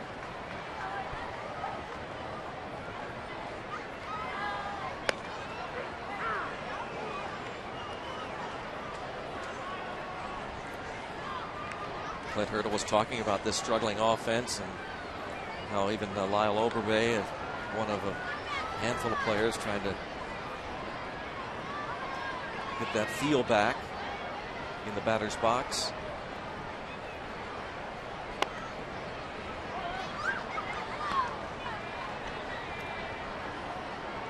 Hurdle said, I really want to simplify it with these guys. Sometimes you got to say the heck with the field, just go hit it. Nice looking boathouse coming down the river. Might have one of those. A luxury model, I think. Time of year we're going to start seeing the folks enjoying the alligator. Look at that. Isn't that nice, Greg? Beautiful. Doesn't have much of a porch, though. Don't step too far out the front door.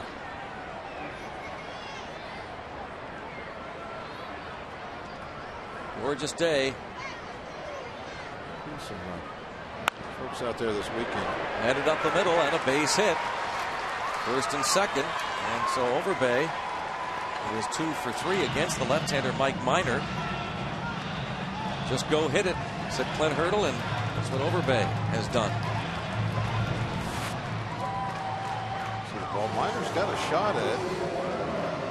Just a little too slow on the reaction time.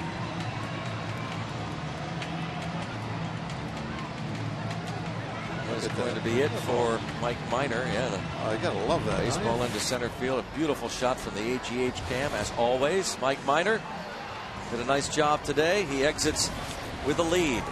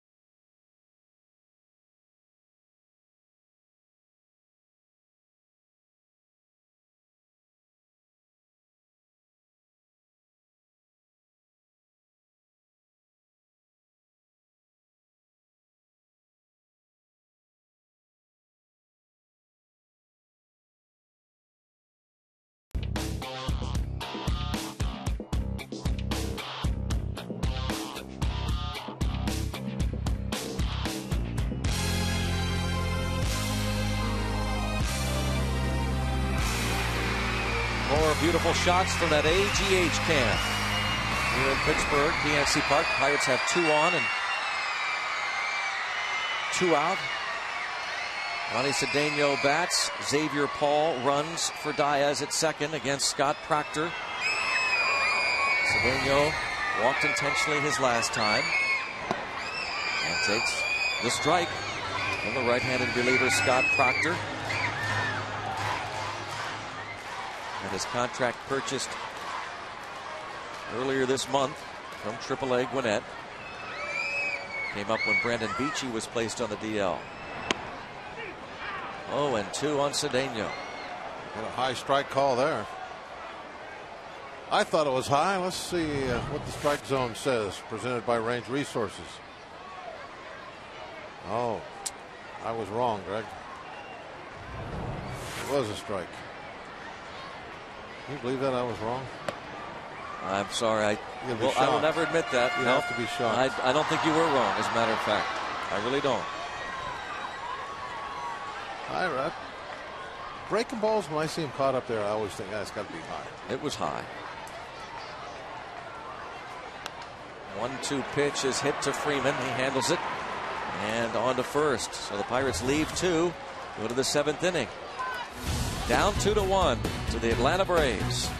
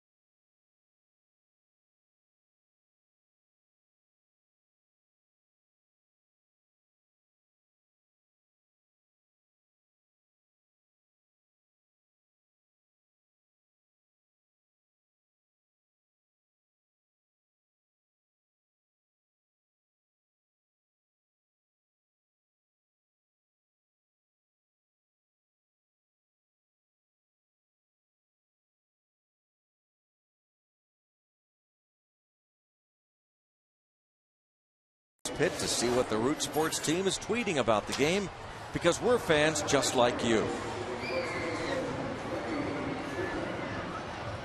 Give us a tweet, huh?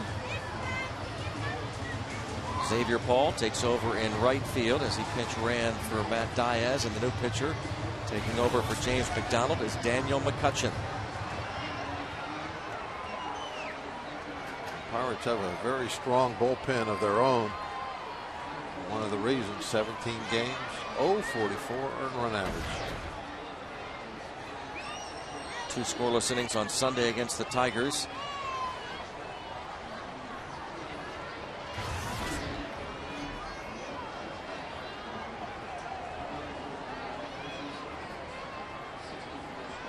Freeman doubled off the wall and left in the 5th, struck out his first time up. And the 21-year-old rookie takes a ball. He'll be followed by Mather and then the pitching spot. McDonald, 2 runs given up in 6 innings. Way inside to Freddie Freeman, 2-0. Another good start by James. I know he's probably thinking about that home run, but that's going to happen. Solo home run here or there. Nothing to fret about. Hit the other way again, pretty deep, and Freeman this time will be retired.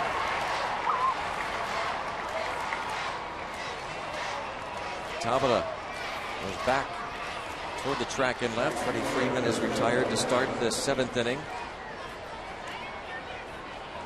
Joe Mather 0 for 2.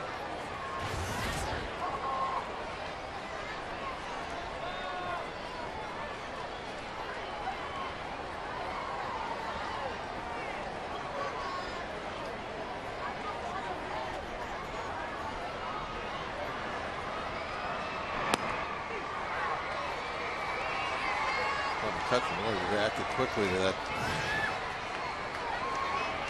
fake bunt.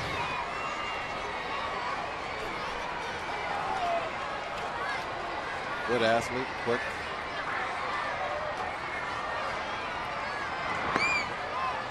He ends up in a fairly decent position to field. Once he gets that right foot back down on the ground, he's not falling over to his left. He can get off the mound over on that right side real quick if he needs to.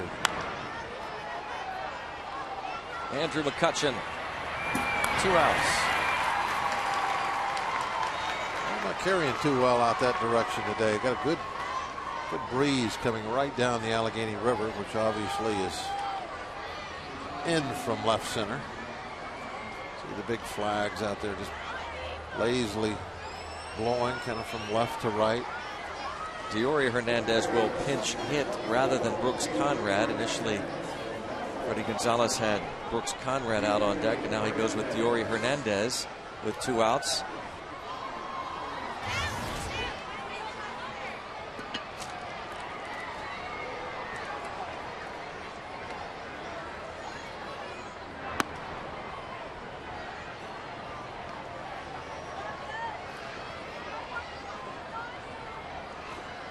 He was recalled from AAA May the 8th.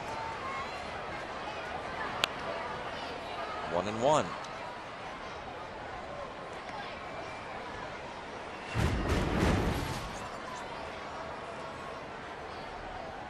McCutchen struck out 4 of the 7 batters he faced in those 2 scoreless innings on Sunday against Detroit.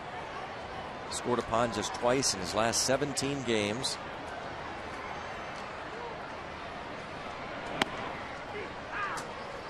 One and 2.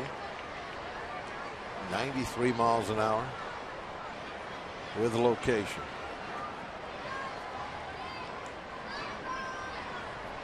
Daniel McCutchen may have found his niche. Struck him out. Coming out of that bullpen. 1, 2, 3. Go the Atlanta Braves in the top of the 7th inning, and another look at the strikeout of Diori Hernandez as he's caught looking on our AGH cam. Gives up on this overhand curveball. There's the spin, and it settles nicely right on the corner. And now take me out to the ball game. Out to the ball game.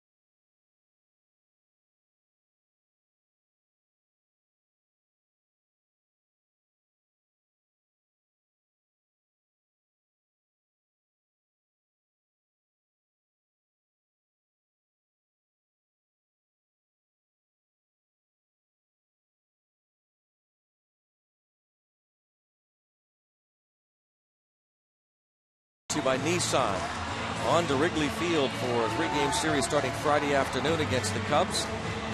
This will be there Saturday and Sunday afternoons. And then the Pirates visit New York and the Mets for 4 games, 3 night games, Monday, Tuesday, Wednesday, Thursday afternoon here on Root Sports. Nissan presents the road ahead. Moving now to the bottom of the 7th inning. Pirates still down 2-1. Trying to score against this very tough Atlanta Braves bullpen. Lefty Eric O'Flaherty takes over, and Brandon Wood will bat for McCutchen. O'Flaherty's numbers pitched yesterday, didn't he? He did. Not. O'Flaherty came in the game. I don't think so. Have to double check.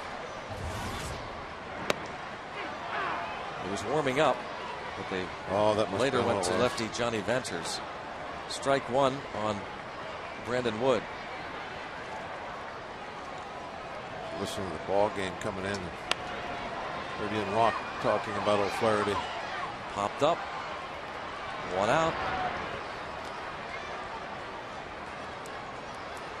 Need to find the key to the treasure chest. We keep all the base hits in. Well, the Pirates have got their hits today. 7 hits through the first 6 innings. Can't put a crooked number up on that scoreboard though. Tabata 1 for 3.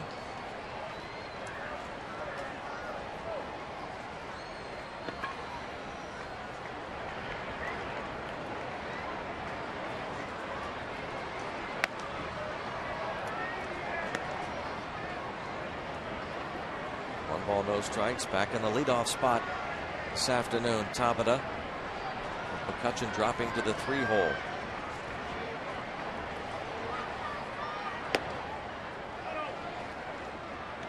Jose Veras will be the Pirates' new pitcher in the 8th.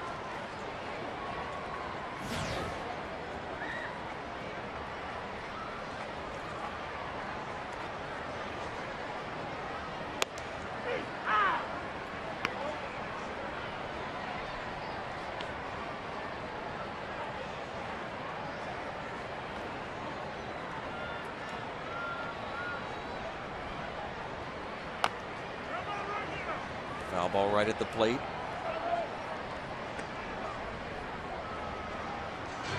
Flaherty's earned run average of 108 in just over 25 innings. Giving up 3 runs, 18 hits.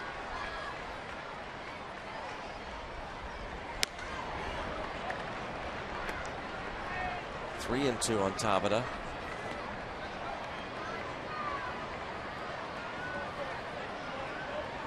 Getting to be a big difference between his batting average versus lefties righties for Jose. And Tabata has his 2nd hit of the afternoon.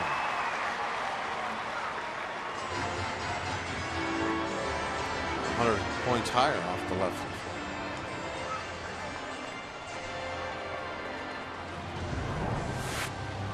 AGH cam. Show how that ball gets up the middle. I love the shot going through the grass like that.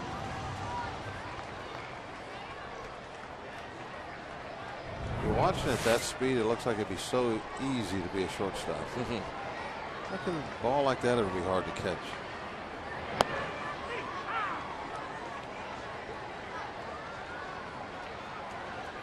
That's what they always say about the great players in a lot of different sports too, not just baseball, that they have the ability to slow things down. Maybe not to that extent that the AGH camp slows things down. You get the drift. It just doesn't happen as fast for them. More time for them to react.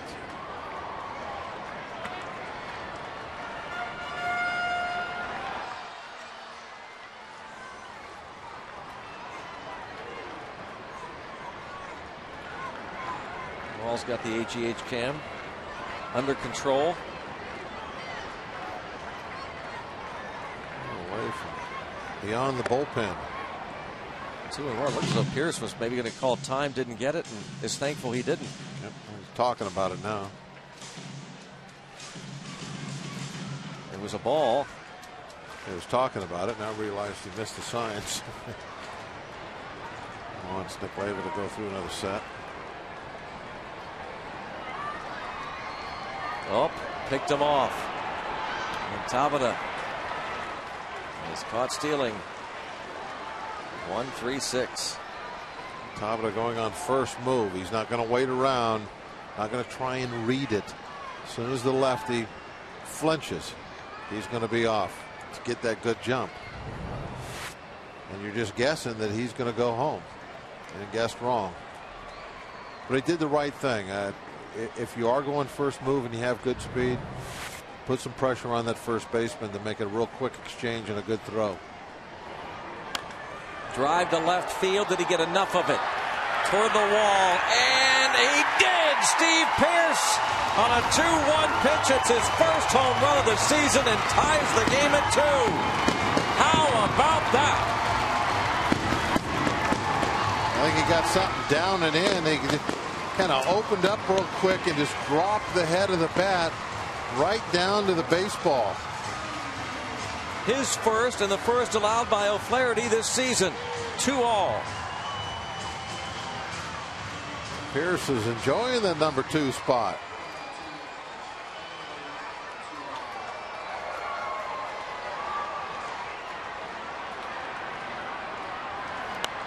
Well, McCutchen fouls it out of play. Watch Pierce open up and just drop the head of the bat right down to the baseball. Beautifully done. And right there, he's watching it. He knows, I got a home run if it'll stay fair. Knows how hard he hit it. Doing a little Carlton Fisk. Great shot. 0-2 on McCutchen.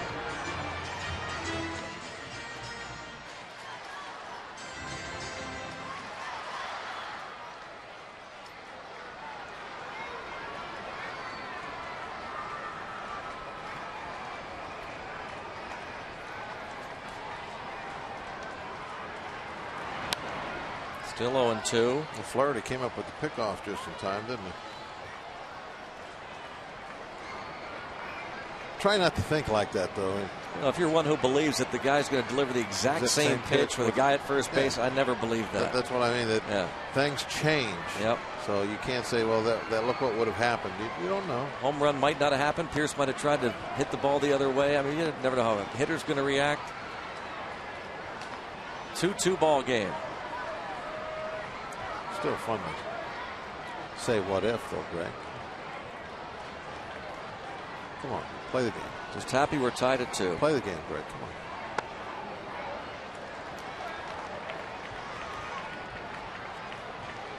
You're just being an old stick in the mud. I'm trying to. Oh, put dirt in my hair. Come on. Yeah, let me put some dirt on Put some dirt in my hair. Come on. Get that old crotchety bob out of here.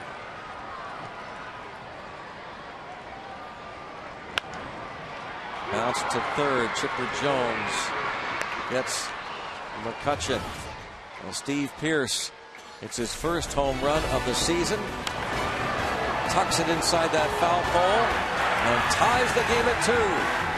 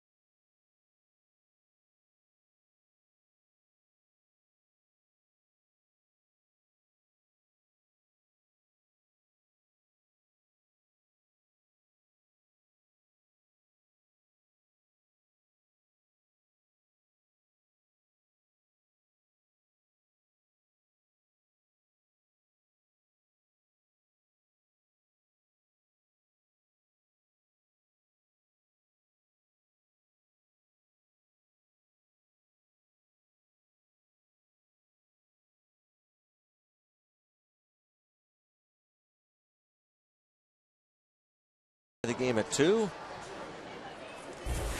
I'll let you know that coming up, Neil Walker shows you the free shirt you're going to receive on Friday, June 3rd. Pirates against their cross-state rivals, the Phillies. A free shirt Friday. All fans get one. Go to pirates.com for details. Free shirt Friday coming up Friday, June 3rd. I think that's going to be a popular one, Greg. I like the look of that. I do too. I know you're going to have one of those. Right, I know somebody's going to have a bunch of them. Who's in the next booth over there? Mr. Blass will take more than a handful, I think.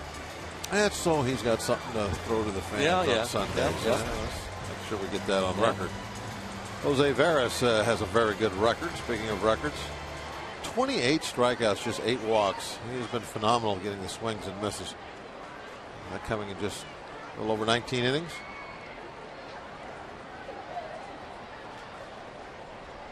Battle of the bullpens now, huh? Yeah, faces the top of the order.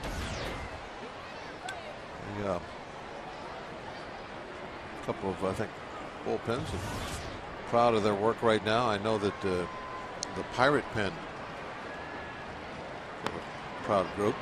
Schaefer bunts and reaches on the bunt single. Harris did the only thing he could, a little do or die, just tried to shovel the ball with his glove. There was no time to do anything else.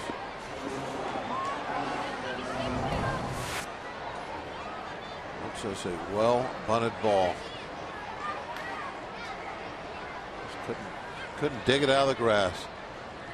What's his glove? Does his glove bend over a little? No, he just missed it. I thought maybe his glove bent as he put it in the dirt or into the grass. But that wasn't the case. He just whiffed on it. Alex Gonzalez 2 for 3.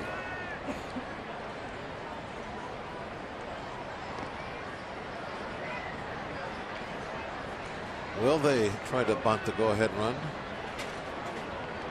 Depends on your. There's a lot of variables involved making this decision, but probably the biggest one is what type of manager are you? Are you one that believes in the sacrifice bunt, or kind of the newer breed that doesn't really like doing that?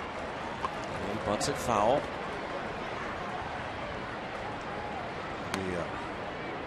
I think most of your younger managers that have been around sabermetrics for a lot, they're a little more reluctant to go to that sacrifice bunt than the old school guys are. But there is more to it than just that. Thinking about the lineup, where you are, how your bullpen is set up, how the other team's bullpen is set up, whether you're on the road or at home. Whether it's a 3-day weekend or not, there's a lot of things you got to think about. Comes into play. A lot of things you got to think about.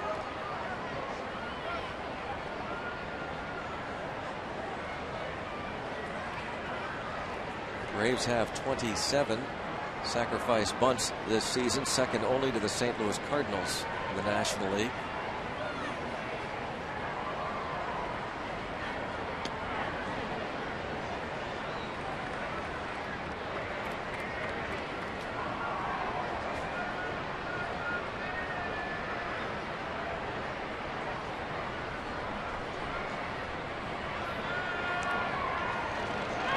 Runner goes now, and it's chopped.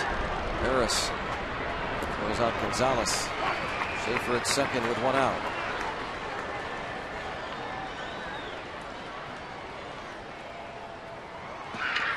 This will be an interesting matchup right here. Harris, veteran right-hander, against Chipper Jones.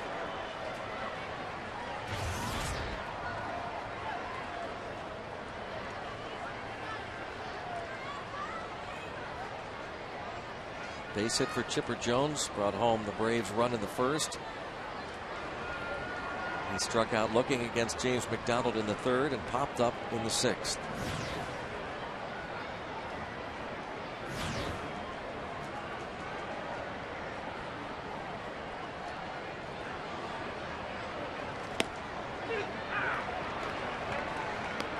Jones has faced Veras twice previously. 0 for 1 plus a walk.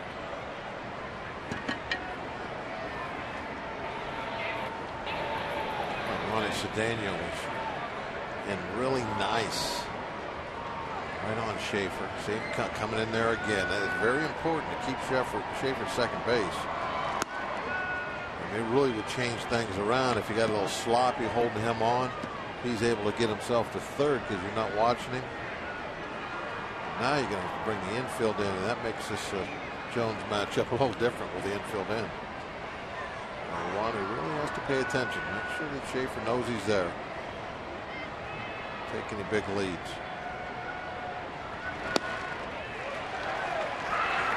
A real good swing that time. Yeah. Like Jones is kind of feeling for the ball.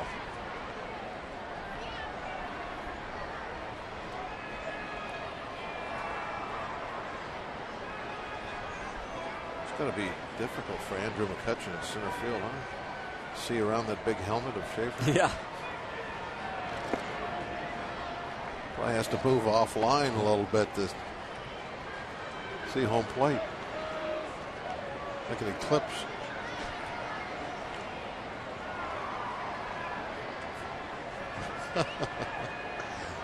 Oh, they got to get him a new helmet.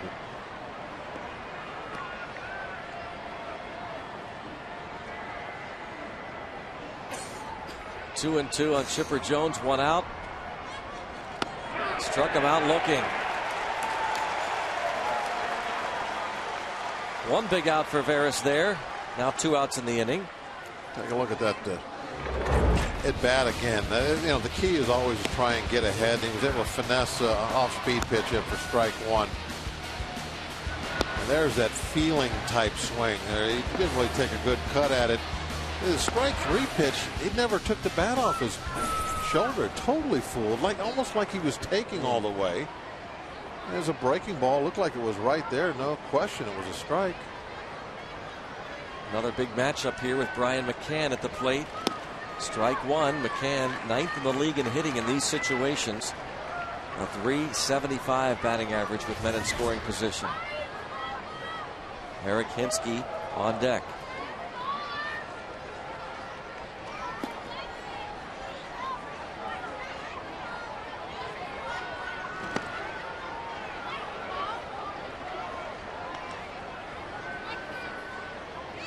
Chipper Jones goes down looking.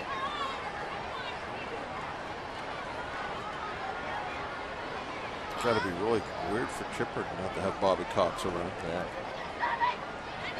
All those years and years and years and years. Never played for anybody else.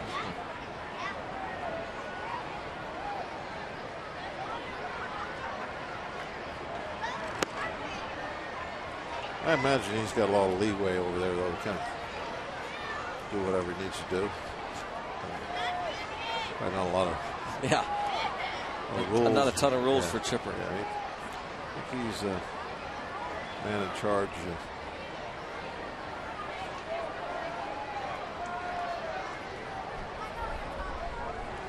Word for that, the professors get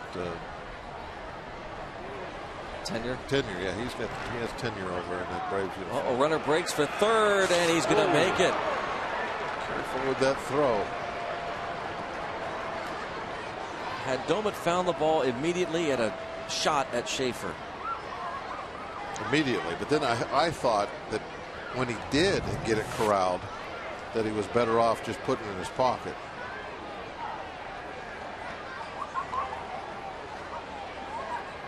There he is. He blocks the ball and keeps it right in front of him. It was an excellent block, but he had to jump so far out so quickly that he was in a bad position to come back and get the ball. Not really a good decision on Schaefer's part, by the way. Why would you take a chance with 2 outs and you're the go-ahead run to move to third base on a ball the catcher blocks and it's laying right on the plate?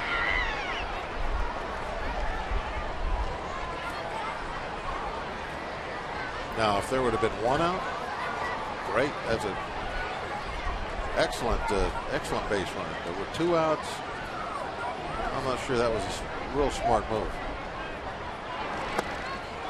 Did he go? No, it's ball 4 on Brian McCann.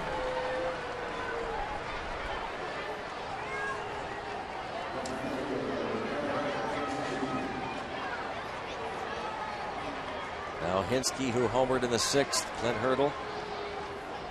I think that last at bat there kind of shows you why it can be tougher to be a relief pitcher in these, especially in these situations. You don't have the luxury of being real aggressive at the strike zone. You have to make a pitcher's pitch and risk a base on balls at times. Whereas a starter, you really don't have to do that all that often. Ferris had to right there. He can't just go after a mechanic. He's got to try and throw a strike 3 pitch. And if he walks him, so what? And that's what ended up happening.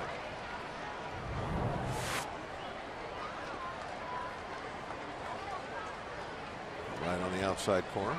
Nice way to start that at bat off.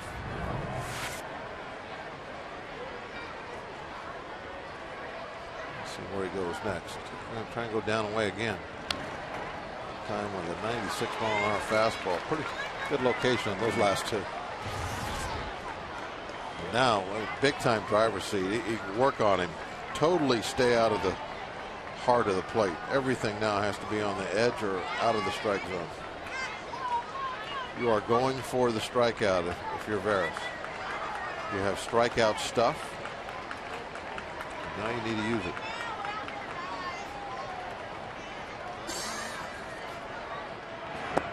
He did. Struck him out, though. Hinsky will argue. Jose Veras strikes out Eric Hinsky to end the threat in the top of the 8th inning. Go to the bottom of the 8th inning, tied at 2.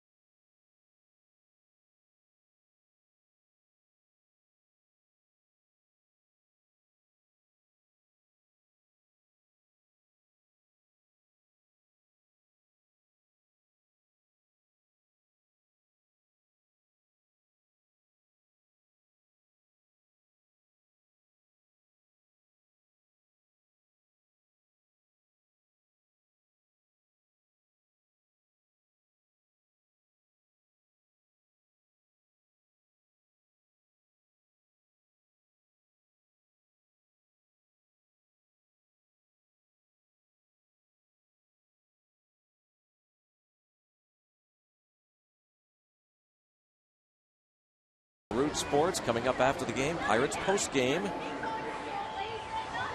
Robin Teak will break it down for you. Jose Veras talks to Jose Tabata. 2-all go to the bottom half of inning number 8. Veras pitches a scoreless top half. Down the bottom, the Pirates face lefty Johnny Venters, with Martin Prado taking over in left field. Prado will hit the 9th spot. Walker 0 for 3.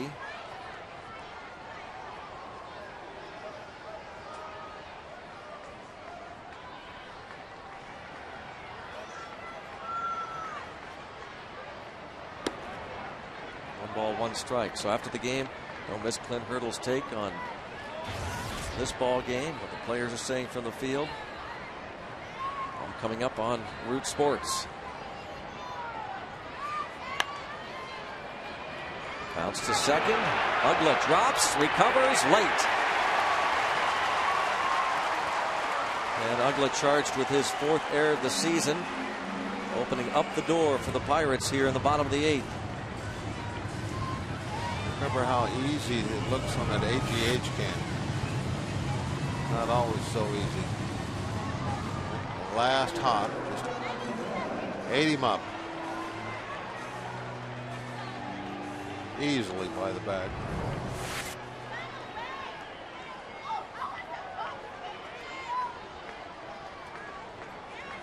Ryan Domet 0 for 3.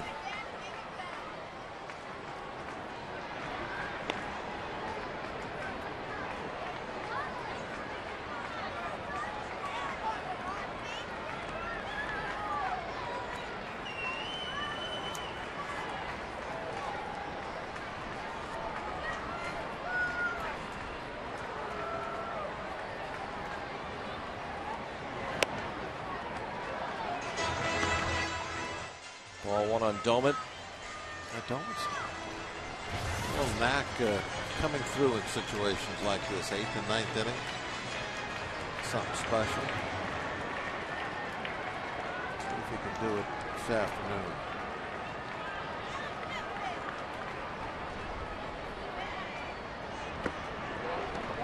Two balls, no strikes.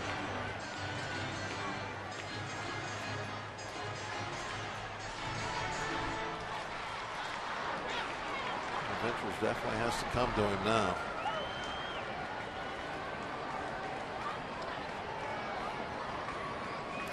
There's no base open. He doesn't want to go to 3 balls.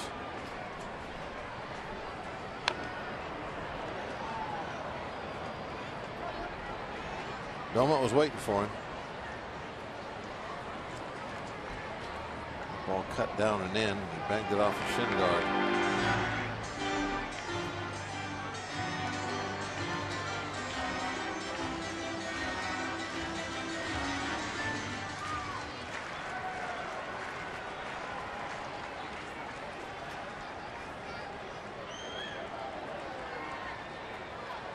Runner goes, and it's bounced toward first, foul. Clint Hurdle sent Walker. Trying to play some hit and run, and it looked like Domet wanted to bounce one through the right side.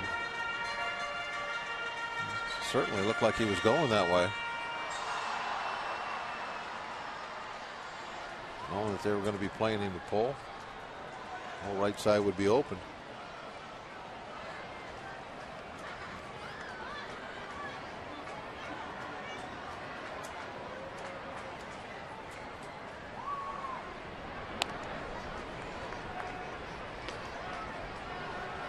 Bucks have now out-hit the Braves 9-7. 2-all in the bottom of the 8th. A leadoff error by Dan Uggla. Domet trying to at least move Walker to second. Bounces it to third. Chipper Jones handles that one. And on to first for a double play.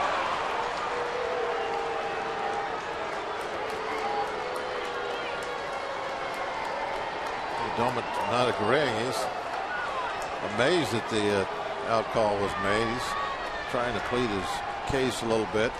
Clint Hurdle has said he takes the field when he sees one of his players argue a call to protect his players. Chipper backing up on that ball, trying to get himself a good hop. Right there. He looks safe. Jeff Kellogg, the first base umpire.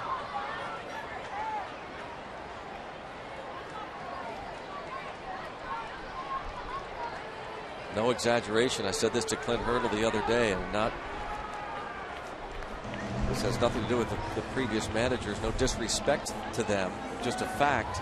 Clint Hurdle has been out on that field more times in the first 7 weeks of this season than the previous 7 years combined by Pirates managers. He's out that often.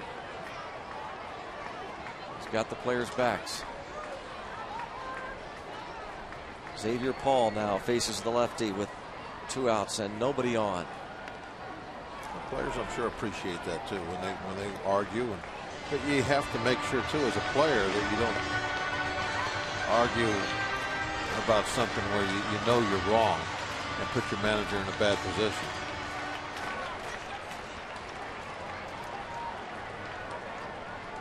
Use a little common sense. And just because you're going to go out there and protect your player, you're going to go out there and take up the argument so that he can get into the dugout and nothing happens. That doesn't mean you're like in the umpire's face chewing him out. And you're going out there a lot of times maybe saying, hey, okay, just tell me what you saw. It's nice and easy. Well, the error turns out not to hurt. The Braves move to the 9th inning, still tied at 2.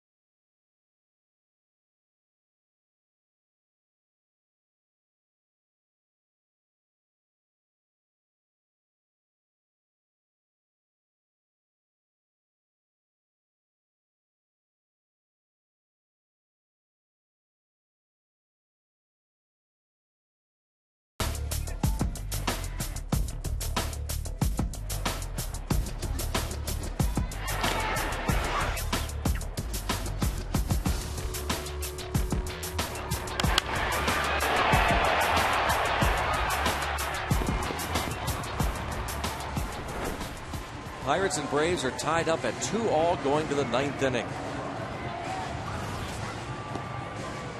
Finale of this series. Final game of the homestand. Trying to earn a split in this 2-game series against Atlanta. It's up now to Joel Hanrahan to put another 0 on the board.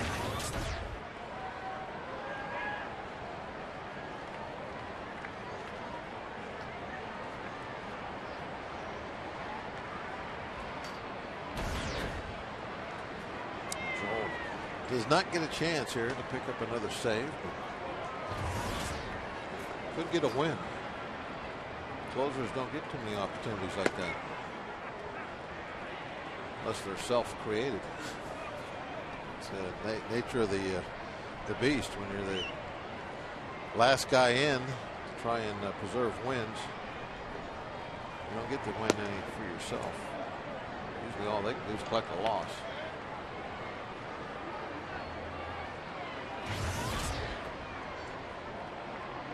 Uggla's 3 at-bats today against James McDonald. Why is he hitting $182 this time of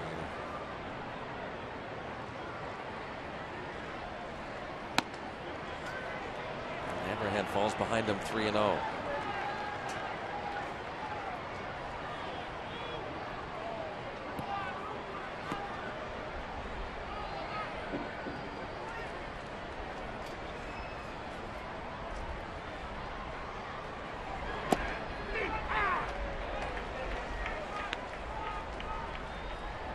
Came over from the Marlins.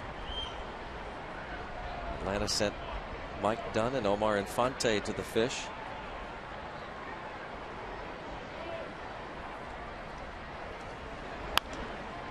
To third. Nice little pickup there by Steve Pearce. A short hop.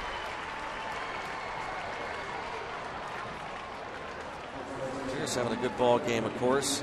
3 hits and the game-tying home run in the 7th. Yeah, he's really enjoying himself right now. He loves to be in the action. His 4th big league start at third base today.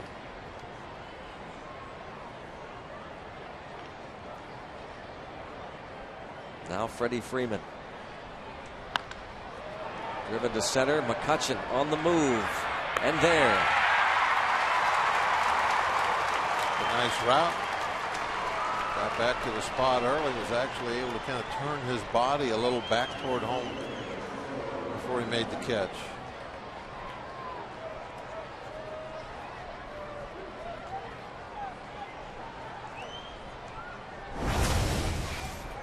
Joe Mather now. Mather 3 fly balls to McCutchen.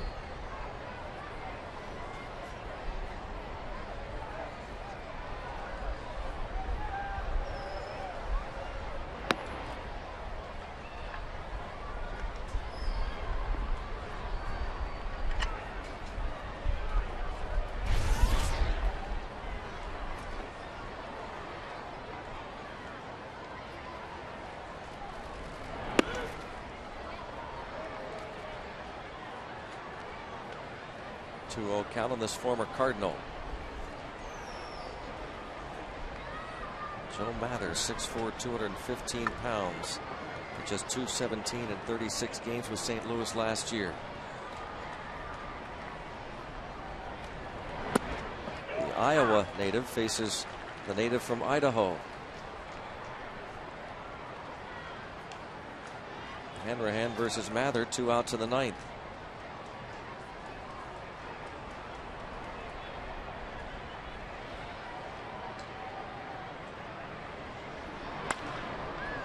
And again, McCutchen. How about that? 4 at-bats for Mather, all 4 outs recorded by McCutchen. 1, 2, 3. Go to the bottom of the 9th inning. Bucks look for a walk-off win.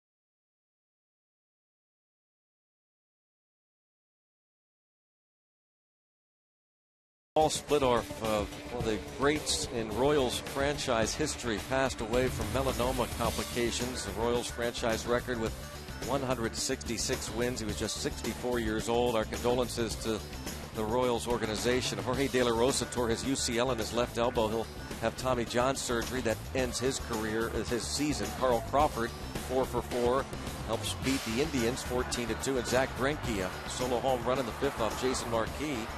Greinke, second home run of his career. Former Royal. Now the Pirates. Last.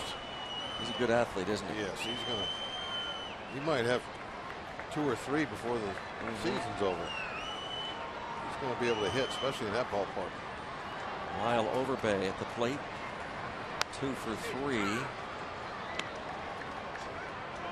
Those 2 hits against the left-handed starter Mike Minor.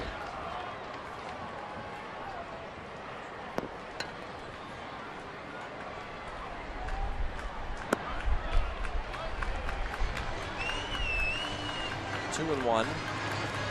Overbay, then Cedeno, and the pitcher spot. Dan Potash was talking earlier about how Martin Prado celebrates walk-off wins in Atlanta. Throwing dirt on the hero.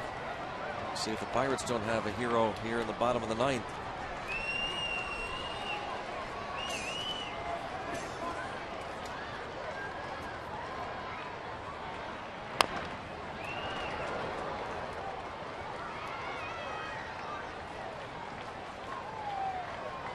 Two and 2.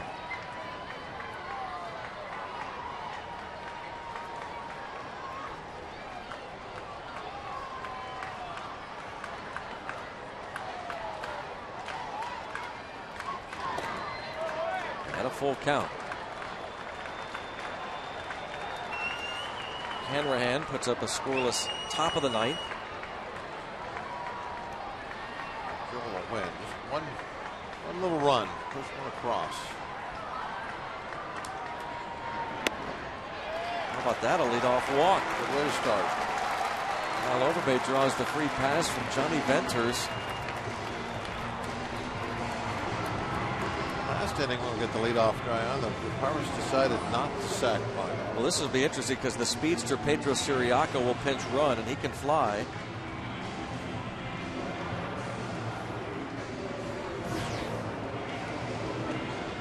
Will they sack bunt this time?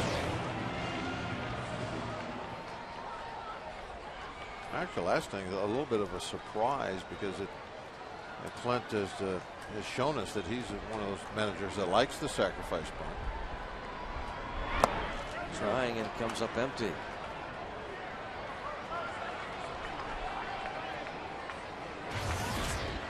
Going with Siriaco as a runner makes the job of bunting him over in the scoring position much easier now for Cedeno. It didn't have to be nearly as good a bunt as if it was Overbay.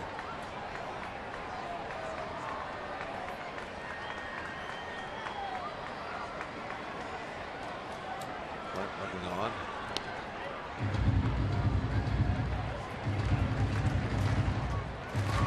Siriaco called up, and Pedro Alvarez was placed on the disabled list.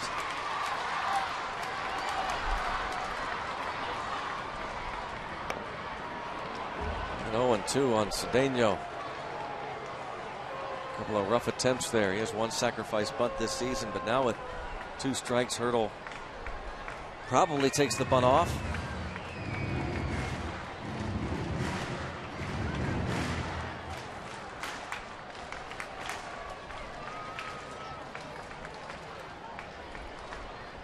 No, showed bunt again. Picked up out of the dirt by McCann. He was kind of wanting to throw down to first, but there was nobody to throw to. Siriaco had stumbled a little bit as he was putting on the brakes to get back to the bag.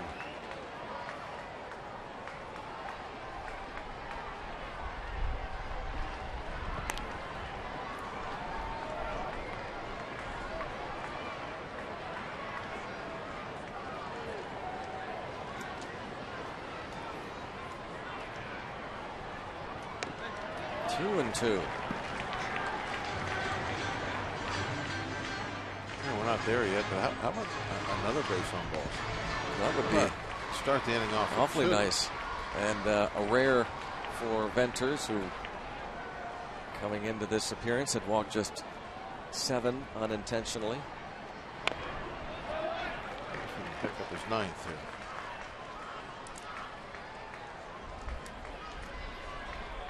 Ronnie in the past has not been the easiest guy to walk either.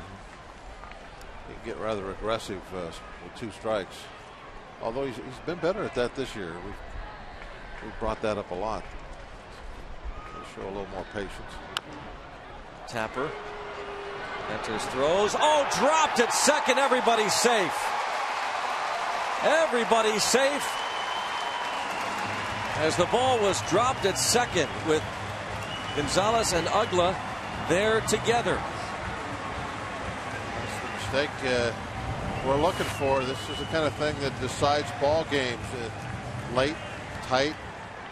Somebody make a mistake. Who do you give that error to, Bob, if you're the official scorer? To be honest with you,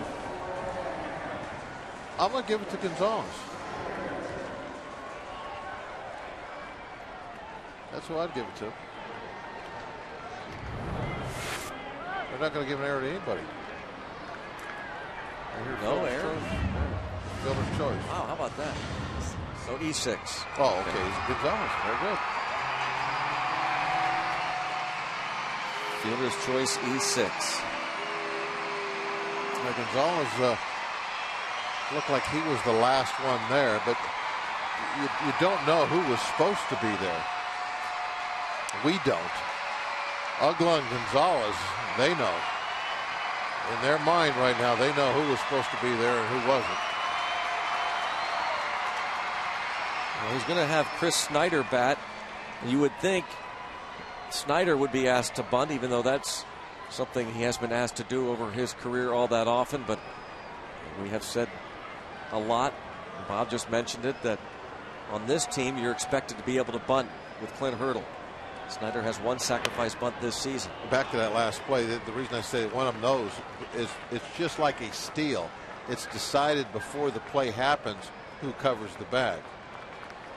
So they know, ball hit back to the pitcher, they know who's supposed to cover the bag.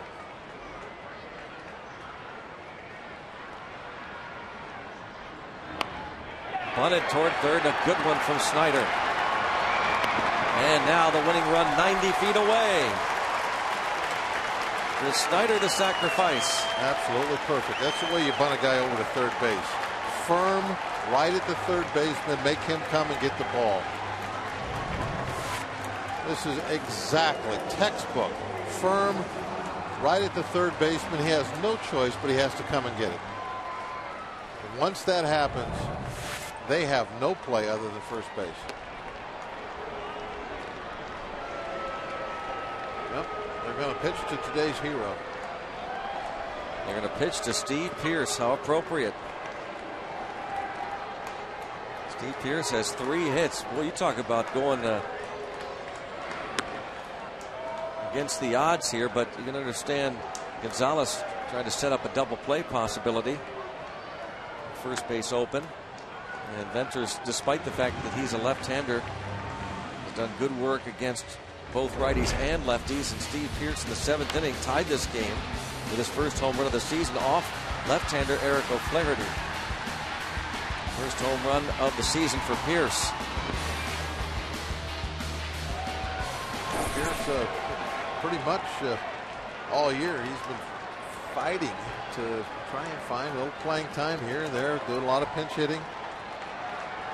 Getting the start this afternoon and making an impression.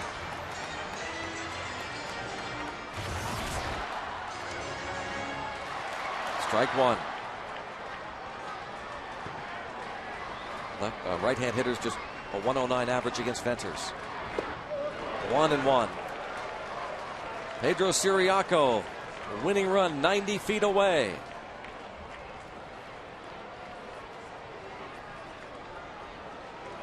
So Dan, Potash foreshadowing maybe what we're going to see here. What will the Pirates do if they walk off here? Chop to third. 1 and 2. Inning-ending double play. Yeah, they walked the bases loaded, setting up the double play, and good defense got it. It was a fine play by McCann at the plate to get out there in front and make that turn. 5-2-3. Chipper Jones to Brian McCann to Freddie Freeman.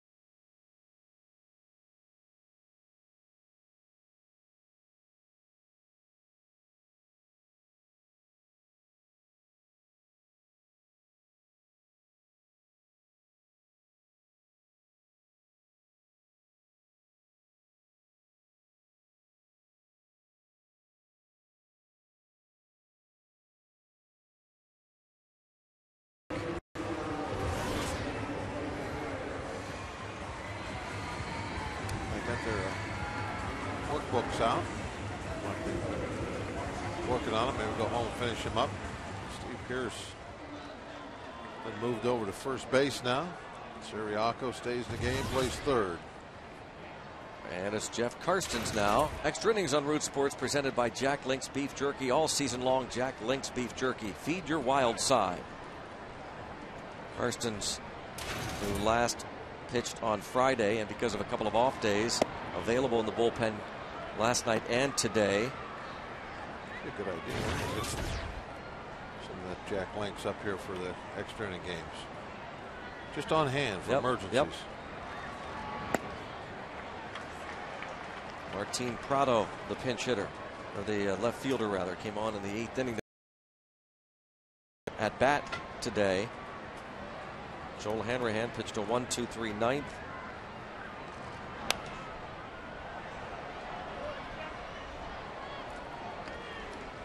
One and two the count on Prado. Last night 1 for 4 of an RBI double.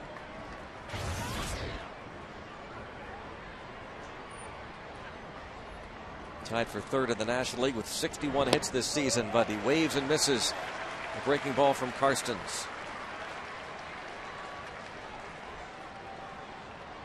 Not a good looking swing. This is being fooled on the off speed pitch. Rear end out of there. One hand swing, reaching for the ball.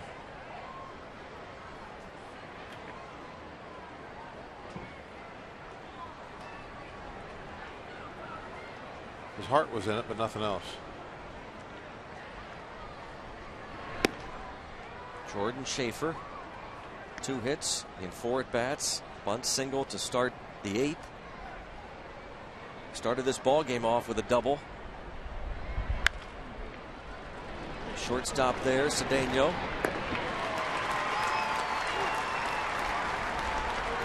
Cedeno's errorless streak coming into this game, 32 consecutive games without a miscue. Karstens gets the first 2 outs in the 10th. Now faces Alex Gonzalez.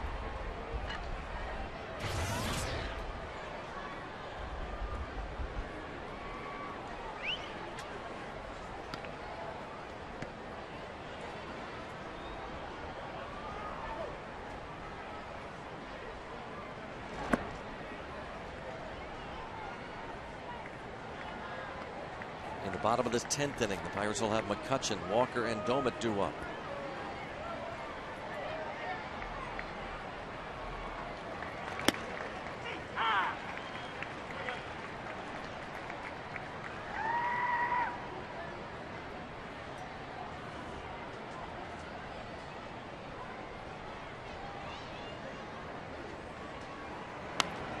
Closer Craig Kimbrell, lefty George Sherrill loosening in the bullpen.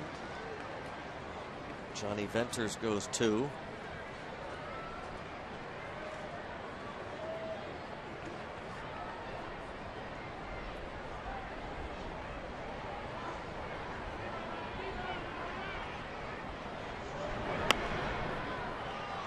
Stays 1 ball, 2 strikes on Gonzalez.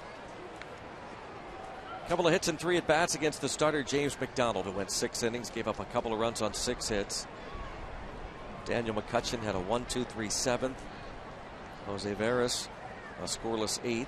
Gonzalez had a comebacker to the mound against Veras in that 8th inning.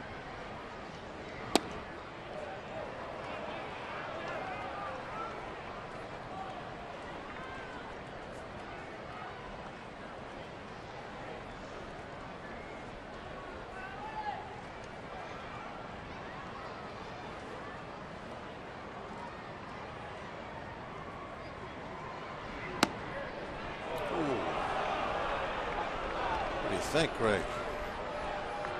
Let's check this one out. Check the strike zone. Did it curl in and catch the inside corner? No, it didn't. Fly ball to shallow center. Late break by McCutchen, but plenty of time for that speed to get there. And a 1-2-3 top of the 10th for Karstens. On the bottom half of the 10th, it's McCutchen, Walker, and Domit due up. Tied at 2.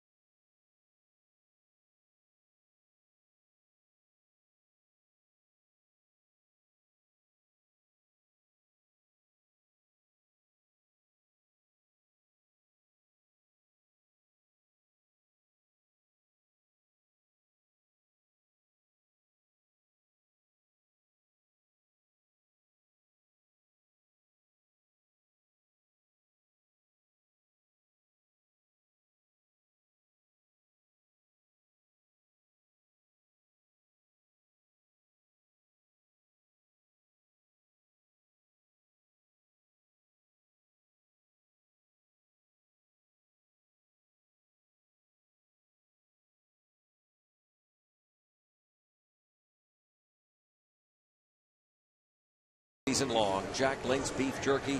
Feed your wild side. Now the bottom of the 10th. 5th pitcher to work today for the Atlanta Braves is former Orioles closer George Sherrill, another lefty.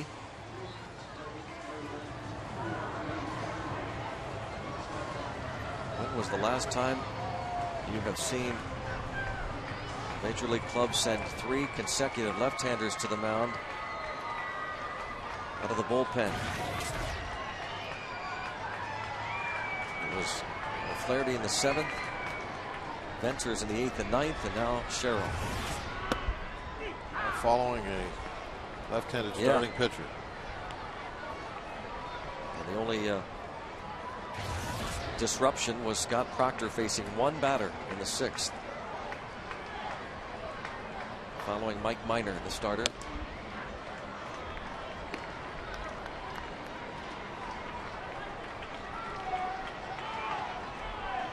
1 ball, 1 strike on McCutchen. 0 for 3 with a walk. Back to the 3 spot of the order. Trying to act like a leadoff hitter once again and get on. Any way you can.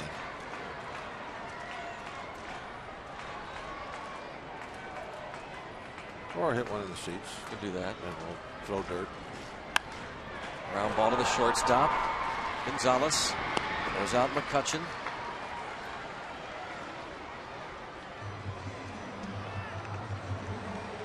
Now Walker looks for his first hit.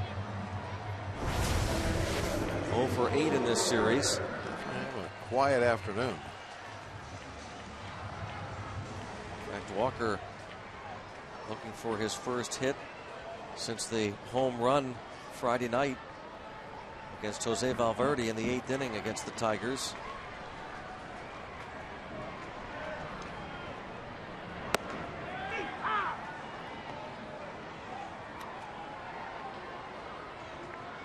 Trying to snap this 0 for 15 hitless string.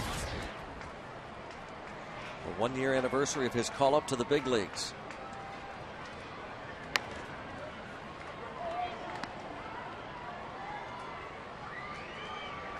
One and one.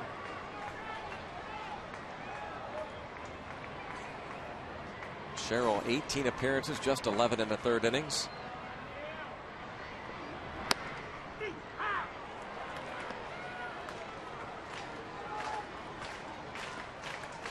One and two. Saved 31 games for the Orioles 3 years ago. Was with the Dodgers parts of the previous 2 seasons. And Walker goes down looking. He's got to be careful here. Not many players, in fact, none available for Clint Hurdle. That's why Clint was very quick to come out of the dugout. Look at it on the strike zone. Strikes zone definitely got it in there for a strike.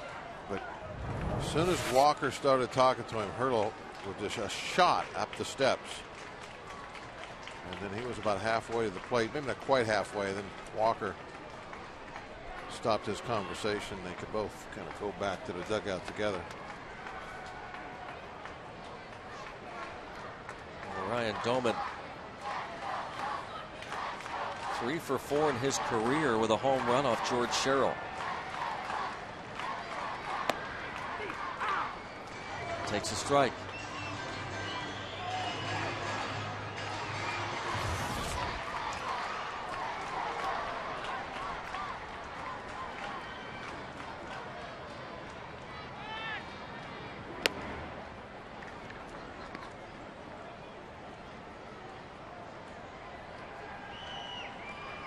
Doman hit into a double play in the 8th inning. His last at bat against Venters.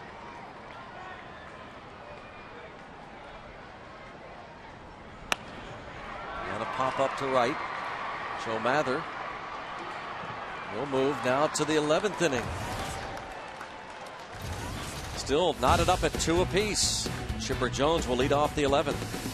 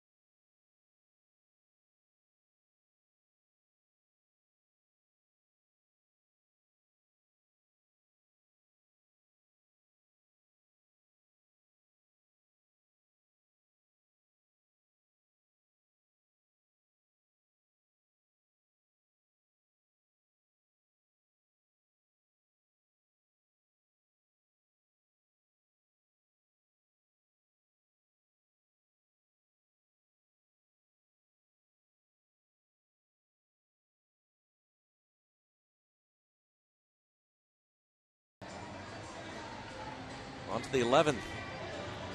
Jeff Karstens, his second inning of work out of the bullpen. 21,497, the announced paid crowd here on a Wednesday afternoon. Hoping to see their Pirates finish up this homestand on a winning note and have a winning homestand after taking 2 of 3 over the weekend from Detroit and blanked by the Bravos 2-0 last night. Karstens a 1-2-3 10th, now faces Chipper Jones.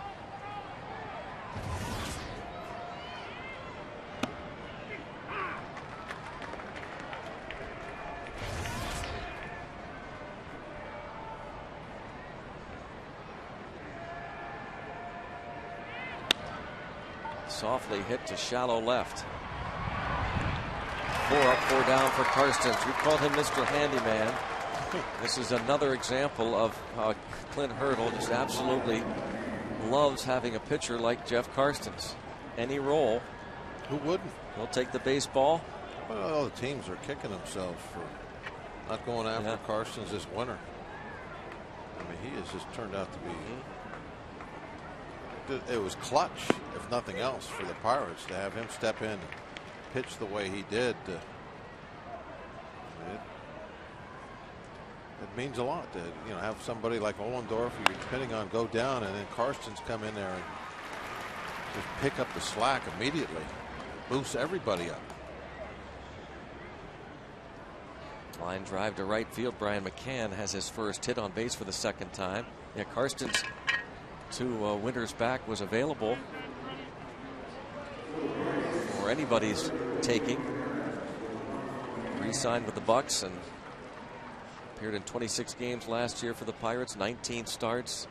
As Bob said, really taking over that spot vacated by Ollendorf. See the pinch runner and the pinch hitter. Wilkin Ramirez, the pinch runner. Brooks Conrad, the pinch hitter.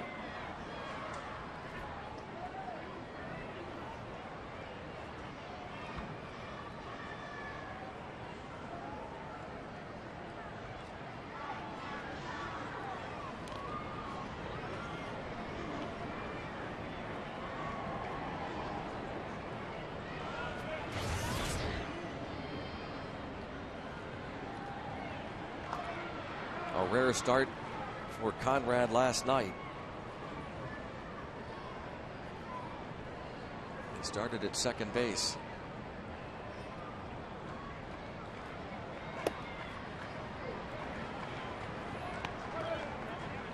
He's had some heroics after spending almost 10 years in the minors. Who could forget that he hit the home run? He didn't know he hit it last year. Yep. Ball that hit off the glove of the left fielder and over the wall for game-winning home run.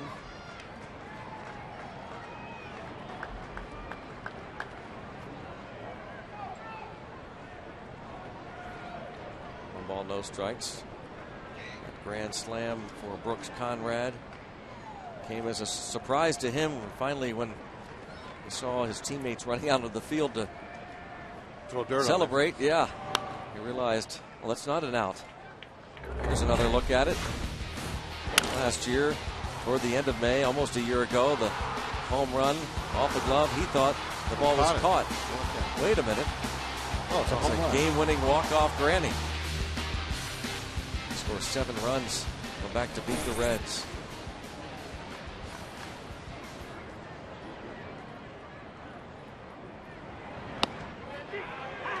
One and two.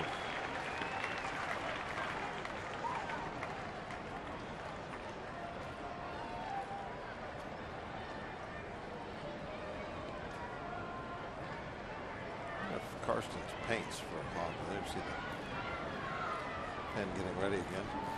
Because he's able to paint those corners. He paints on the corners. Backdoor breaking ball here. Four-seamer there. Fly ball to right. Hit well. Back Paul. And Conrad has done it again. On a 1-2 pitch, Brooks Conrad, a pinch hit home run in the top of the 11th to give Atlanta a 4-2 lead.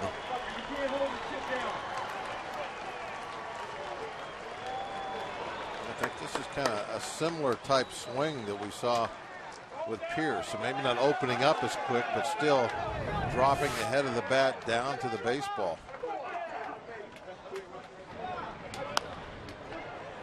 Might have even been a little underneath the strike zone. Golfing it out.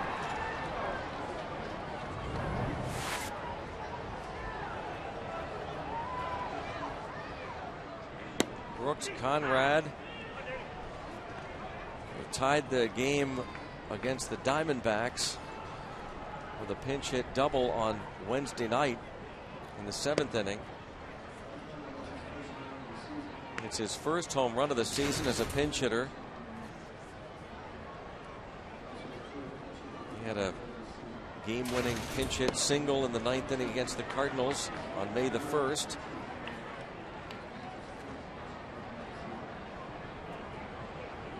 Fourth pinch hit home run of the season for the Atlanta Braves, who now lead it 4-2.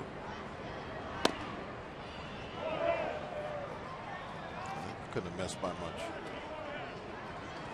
But that's Karsten's game. Just out on the edges all the time.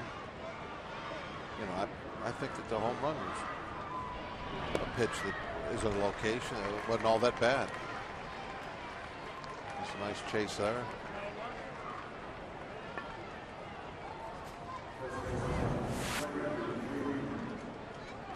Gets the chase down and away.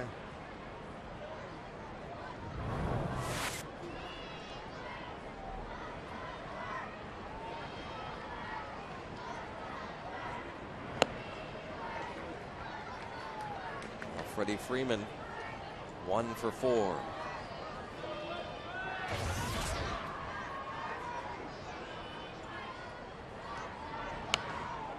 Yikes.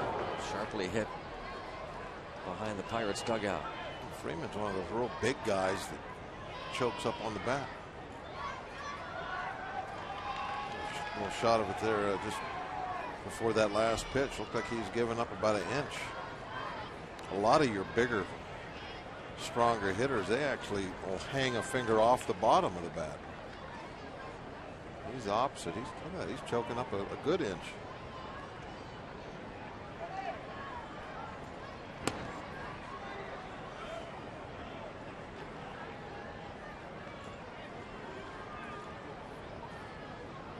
One and 2 on Freeman.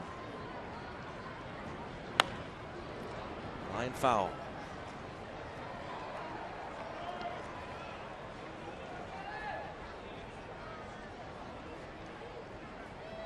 Brooks Conrad just showed you the walk-off granny he hit last year.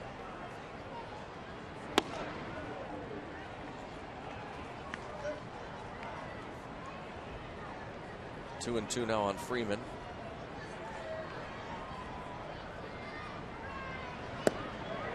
Karsten strikes him out, but damage done. Brooks Conrad, a pinch hit homer in the 11th, 4-2 Atlanta.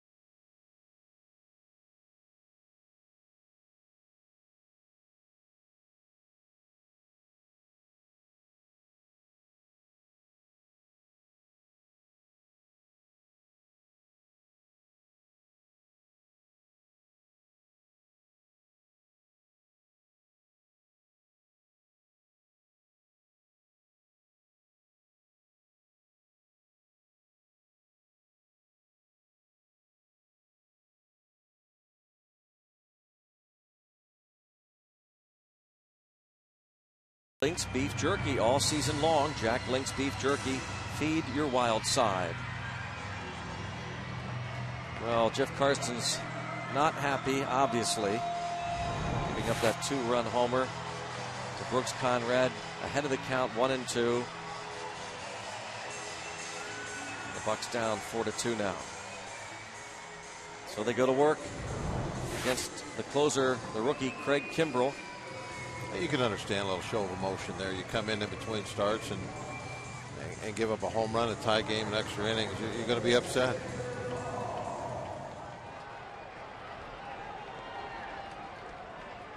But that, again, that's the big difference between a relief pitcher and a starter. You give up a 2-run home run in the second inning of a start. It shouldn't be that big of a deal. But you do it coming out of the bullpen in a tight game. You and your team likely to get an L. We'll see how it plays out here this afternoon. But the Pirates now have a little bit of a mountain to climb, bottom of the 11th. Kimbrell earned his 13th save last night, and this has popped up. Chipper Jones, 1 out. Xavier Paul retired.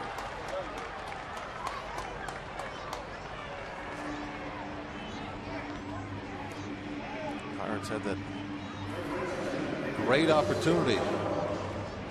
Bases loaded. And just 1 out. Looking for 1 run for the win, and didn't happen. Turned a 5-2-3 double play to end the inning and get out of their jam.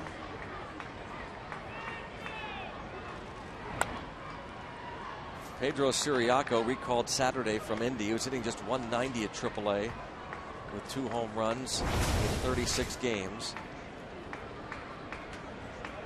Very strong spring training. It really looked like he was in the running for that middle infielder's job right up to the very end.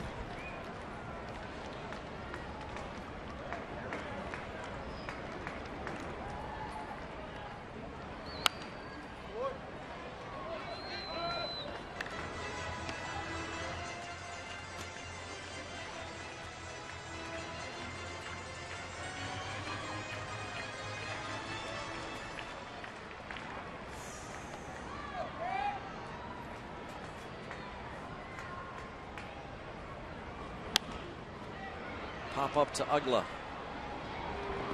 And 2 outs.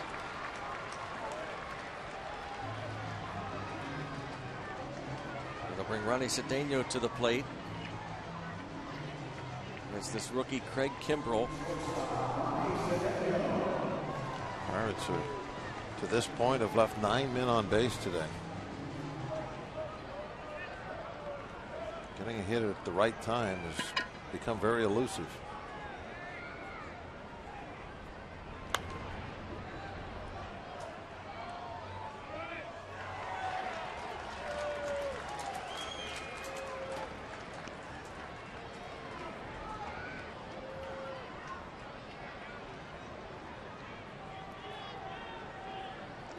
And 1 on Cedeno.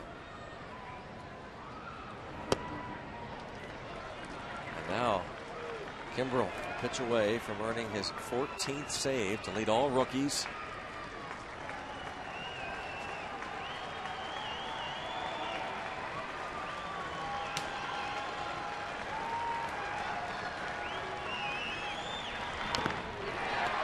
Just hangs in there. Stays 0-2 on Cedeno. 0 for 3 with an intentional walk today.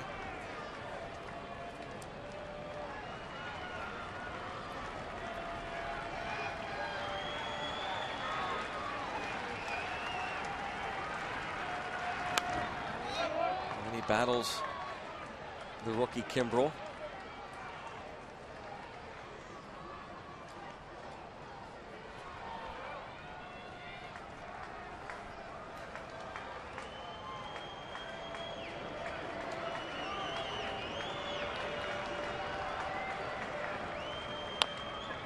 Chopped. Chipper Jones. And the Braves sweep the brief 2-game series. Extra innings for the Atlanta Braves. Brooks Conrad comes off the bench, hits the 2-run homer. Craig Kimbrell earns his 14th save. They'll be on the road over the weekend. The Bucs will be in Chicago. Stay tuned. Pirates postgame with Rob King and Kent DeColvey coming up next right here on Root Sports.